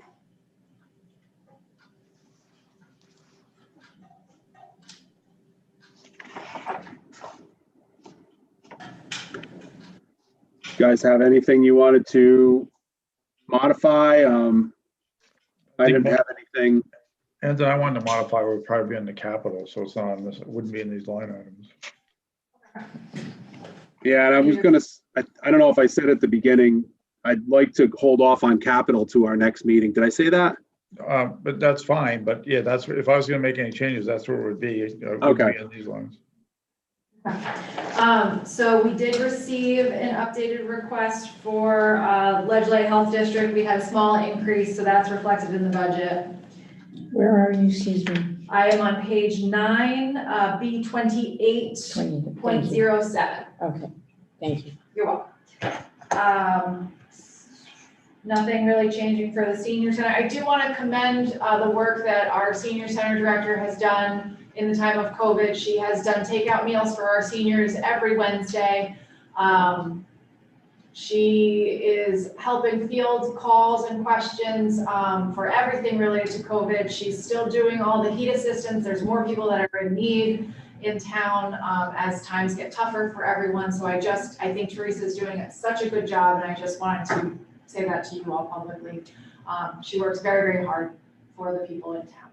So, she's not taking seniors on trips at the moment, but she's still doing quite a bit of work. She certainly is doing a great job. So that brings us to B30. I did have a conversation with the Cemetery Commission to confirm that they would like to keep their funding at $8,000. They're trying to identify specific projects with the specific cemeteries they work with, which is all of them. And we do have quite a few. They are working with, they're doing cemetery restoration. It was supposed to be this weekend. It's been moved to March 21st. Mike will have that in his update on Friday. So they are trying to get volunteers to help them as well as the projects they have to fund, but sometimes we do need to put the investment in to fix stone walls and different things. So that's why they are staying at 8,000. We had the presentation from the Wheeler Library. Yes, what about that? You all discussed. Yeah. Yeah. Did you want to, I mean, I'd like to support their request. I think last year we didn't fully. I mean, I think they've made the case, and I think when you look at the case, we need to do a better job of supporting the library. I mean, I don't think there's much else to discuss, in my opinion. I think it's a worthy request, and what they've done, again, just showing what they're able to accomplish in these craziest of times, and we're so fortunate. And to think what they may do, you know, what they may be able to accomplish even more with the funding, I think is potentially pretty exciting. I know it's just to make ends meet, but I'd like to think that they'll, you know, I think they talked about some pretty exciting things they're trying to accomplish. So, Bob? I was gonna wait. I want to hear what Nita had to say first, and I'll comment. I feel like she was ready to speak, so. Okay, I really do. I didn't feel terrible about it last year when we did it, but I would feel terrible this year if we didn't give them this. I mean, it's just, they really had a hard time, I think, and I think I'd like to see them really be able to move forward and get everything very positive once this whole pandemic thing goes away. And you know, it's a very important place, and so I'd like to leave it too, honestly. Okay, Nita done? I'm done. Okay, so, and I agree. So if we listed the 5 top gems in our town, the library would be right there in the top 5, maybe in the top 1 or 2. I think it's something that we should always support. It's something that's it's important to the town. A lot of people, more people use it than we would probably think. Libraries today aren't what they were 20 or 30 years ago. It's not just taking out books, reading them, and bringing them back. It's a very active library. They've done a lot to try to stay active through this tough season. I think I agree with you as far as supporting the library. I think it's important. I think it's one of those things that it's a shining light within the town, and I think it's important to support them. All right. Moving down to B34. I don't want to take that decrease. I appreciate Juliet putting it in there, but I think that we should leave that at the $12.50 for the attorney fee, attorney line. It seems like there's more cases than, you know, just seems like there. I don't feel comfortable with a reduction there. 12.5. Yes. Yeah, just leave it at the 12.5, I think.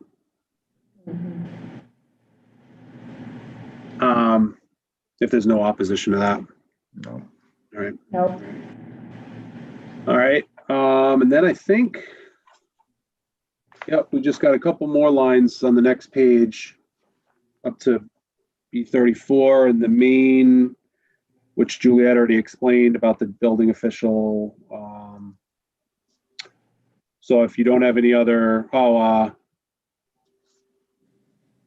if you don't have any other questions, or if you do, what I'd like to do is take care of the remaining boards and commissions that we haven't heard from, as well as capital and revenue. And we'll talk about everything at the next budget meeting, which should be next Tuesday. Can we just review Can we just review redemption of debt really quickly, because it's not a lot, the last few lines on page 11, section D. Page 11, section B. D. D. D is in Dias. D. So I just wanted to point out, we have now we've closed all of our loans with the USDA for the school project. So this reflects what the true redemption of debt is for the school and the Center for Emergency Services. So we have all three payments listed in here. So this is the new redemption of debt number, and it cannot change. So just wanted to put it out there. One last thing we have to talk about next week. All right. So if we're good with the budget discussion, we can move on to minutes. And let me just end by saying, I appreciate you guys' work on this. I hope the public appreciates those that are here. You know, we don't agree on a lot of things, and that's all right, but we make it through it and we put together a good budget. So it's all good. That's how it's supposed to work. You want to do the minutes next? Minutes. Right. Yeah, where's that? Somewhere. Peter, you gonna make the motions tonight? What do you want me to? You do it. You always do it. All right, so I will motion, we'll start with, I motion we approve the minutes for the Board of Selectmen meeting on January 12, 2021, as submitted by Bailey. Second. Yeah. Further discussion? All those in favor? Aye. Aye. I make a motion that we approve the Board of Selectmen special meeting minutes from January 13, 2021, as submitted by Bailey. Second. Further discussion? All those in favor? Aye. Aye. And lastly, I motion that we approve the Board of Selectmen special meeting, Zoom meeting minutes, again, for February 3rd, 2021, as submitted by Bailey. Second. All those in favor? Aye. Public comment on agenda items.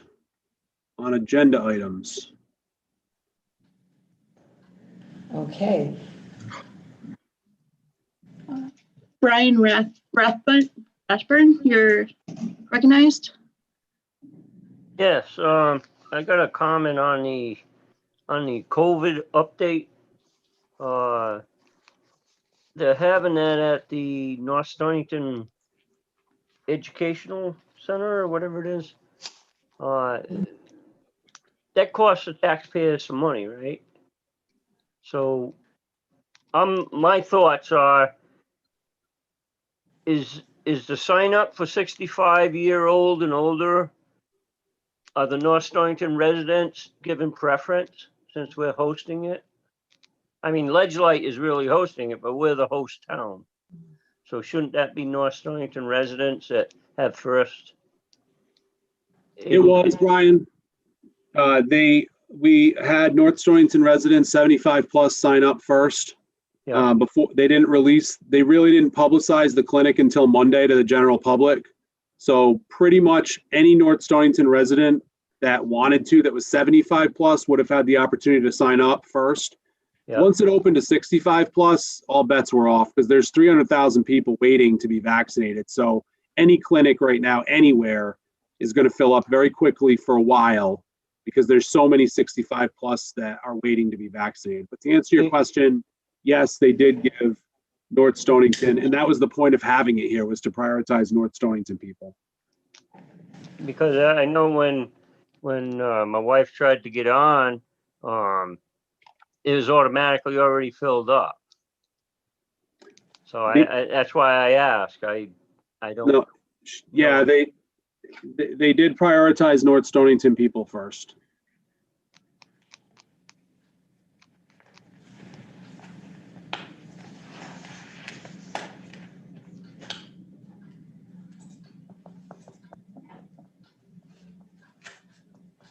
Brett Mastroianni, you're recognized.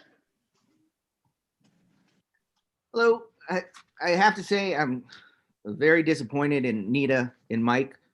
EDC, we had a 45-minute presentation to the Board of Finance, and to you guys, you asked not one question about that position, not one. It was voted on unanimously by the EDC to put that forward. That job description was well vetted. And it was similar to part of the job description that we had prior, that Mike, under your authority, you kept adding to Juliet's job and taking away some time from EDC. Now, if you read that job description, Mike, that's written much the same way. You're only supposed to have some oversight of that position. You're not supposed to direct day-to-day things. Juliet needs help in that office. And if you listen to that meeting last week, you'd see that job was to help market the town in all different aspects. You preach about economic development as a top priority. Every election you've had, you preach about it, yet you don't want to support it. You don't want to do what the whole commission asks. And I think it's somewhat politically motivated. And I feel like if anyone else presented that the other day, you wouldn't have treated EDC like you just did now. Because not only are you talking to me, you're talking to my whole board. And we all work very well together, no matter the party, to try to move North Stonington forward and try to support Juliet in all her roles that she's been given. And I specifically made a request as a chair of a committee that before anything was cut from our budget, like you guys did last year, that there was at least discussion with the chair or the board. But yet your whole meeting tonight going over the budget, we're one of the only things you cut with no discussion. Yet you opened up public comments for the Hewitt property, because some people were on there that might have some input. Yet I'm here, I had my hand raised to address any concerns you might have, and you chose not to. I think it was a disservice to the town, and it was spiteful on your part. Thank you. Thanks, Brett. Okay. Phone number ending in 3754. You're recognized. Yeah, it's Sean Murphy. I just have to say that I didn't get much at all. You know, I know you're trying to get more public involvement and so forth into this budget process, but I really didn't get much at all from the budget presentation tonight. Seeing no numbers or not hearing any numbers or very little. I'm wondering if there's any plan to put out the information that you're talking about during these meetings and making that available 24 hours in advance, you know, which is a requirement of the governor's orders in conducting these Zoom meetings. So is there any plan to provide the public any of the information concerning the budget that you're talking about?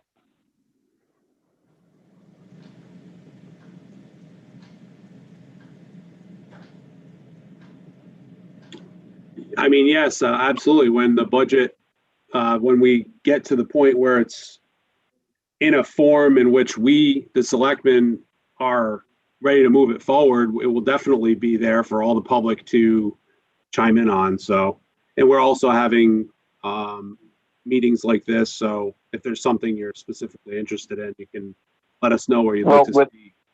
Without hearing any of the numbers, I don't know whether I'm interested in a particular line item or not. We used to, you know, provide the budget documents to the public and allow people to comment on the budget as the process went, not necessarily wait until the selectmen are all done with it.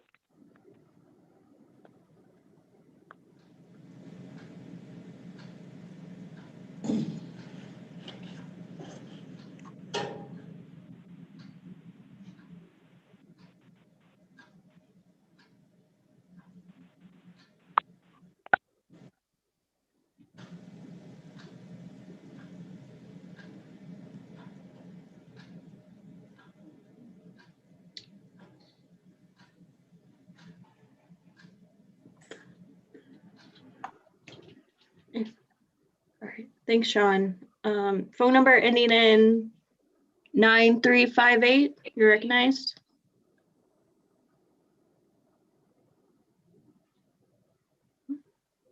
Just need to unmute.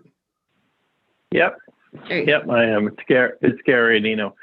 I was just wondering if we could form a subcommittee to make sure we have the ability to vote on this year's budget. I mean, there are ways, I'm concerned that, you know, this will continue down the process and at the last minute, we won't have an ability to vote like last year. And I hope that doesn't get repeated this way, but there are ways that, you know, we can create a way to make sure everyone's vote is heard on this year's budget process. Thanks. So Gary, last year, the governor mandated that the budget was done the way it was. I have been on calls with the governor and his council. I'm on a call every 2 weeks.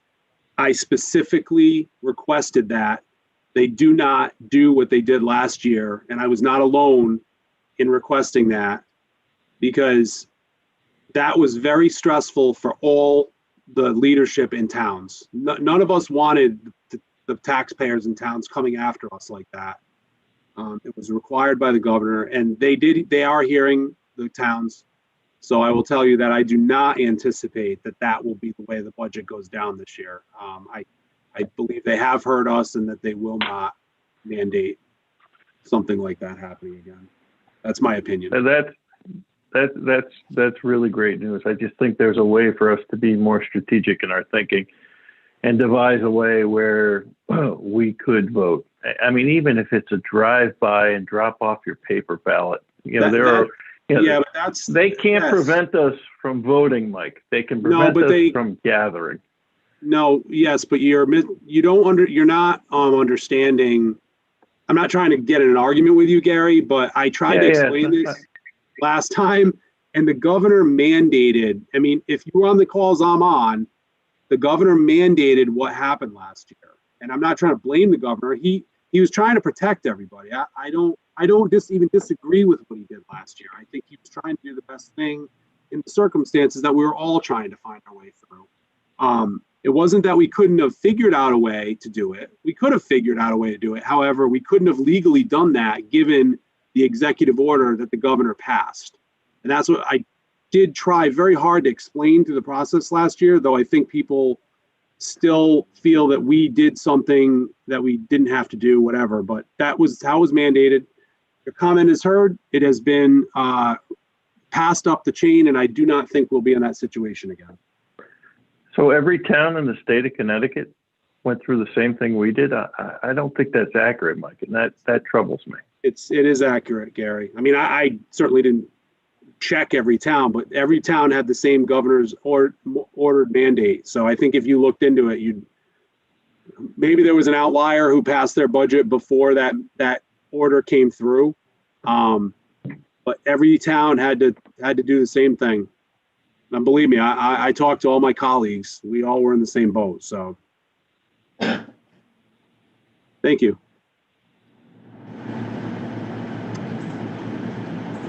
All right, with that, we have an executive session. What I'm going to do is I'm going to ask the selectmen to turn your cameras off, put your computers on mute, and I'm going to call you for the executive session. That's just the most appropriate way for me to do it. Or you can just leave the meeting. That's fine. I think Bob just did. So I'll make a motion. I'm gonna make you the host so that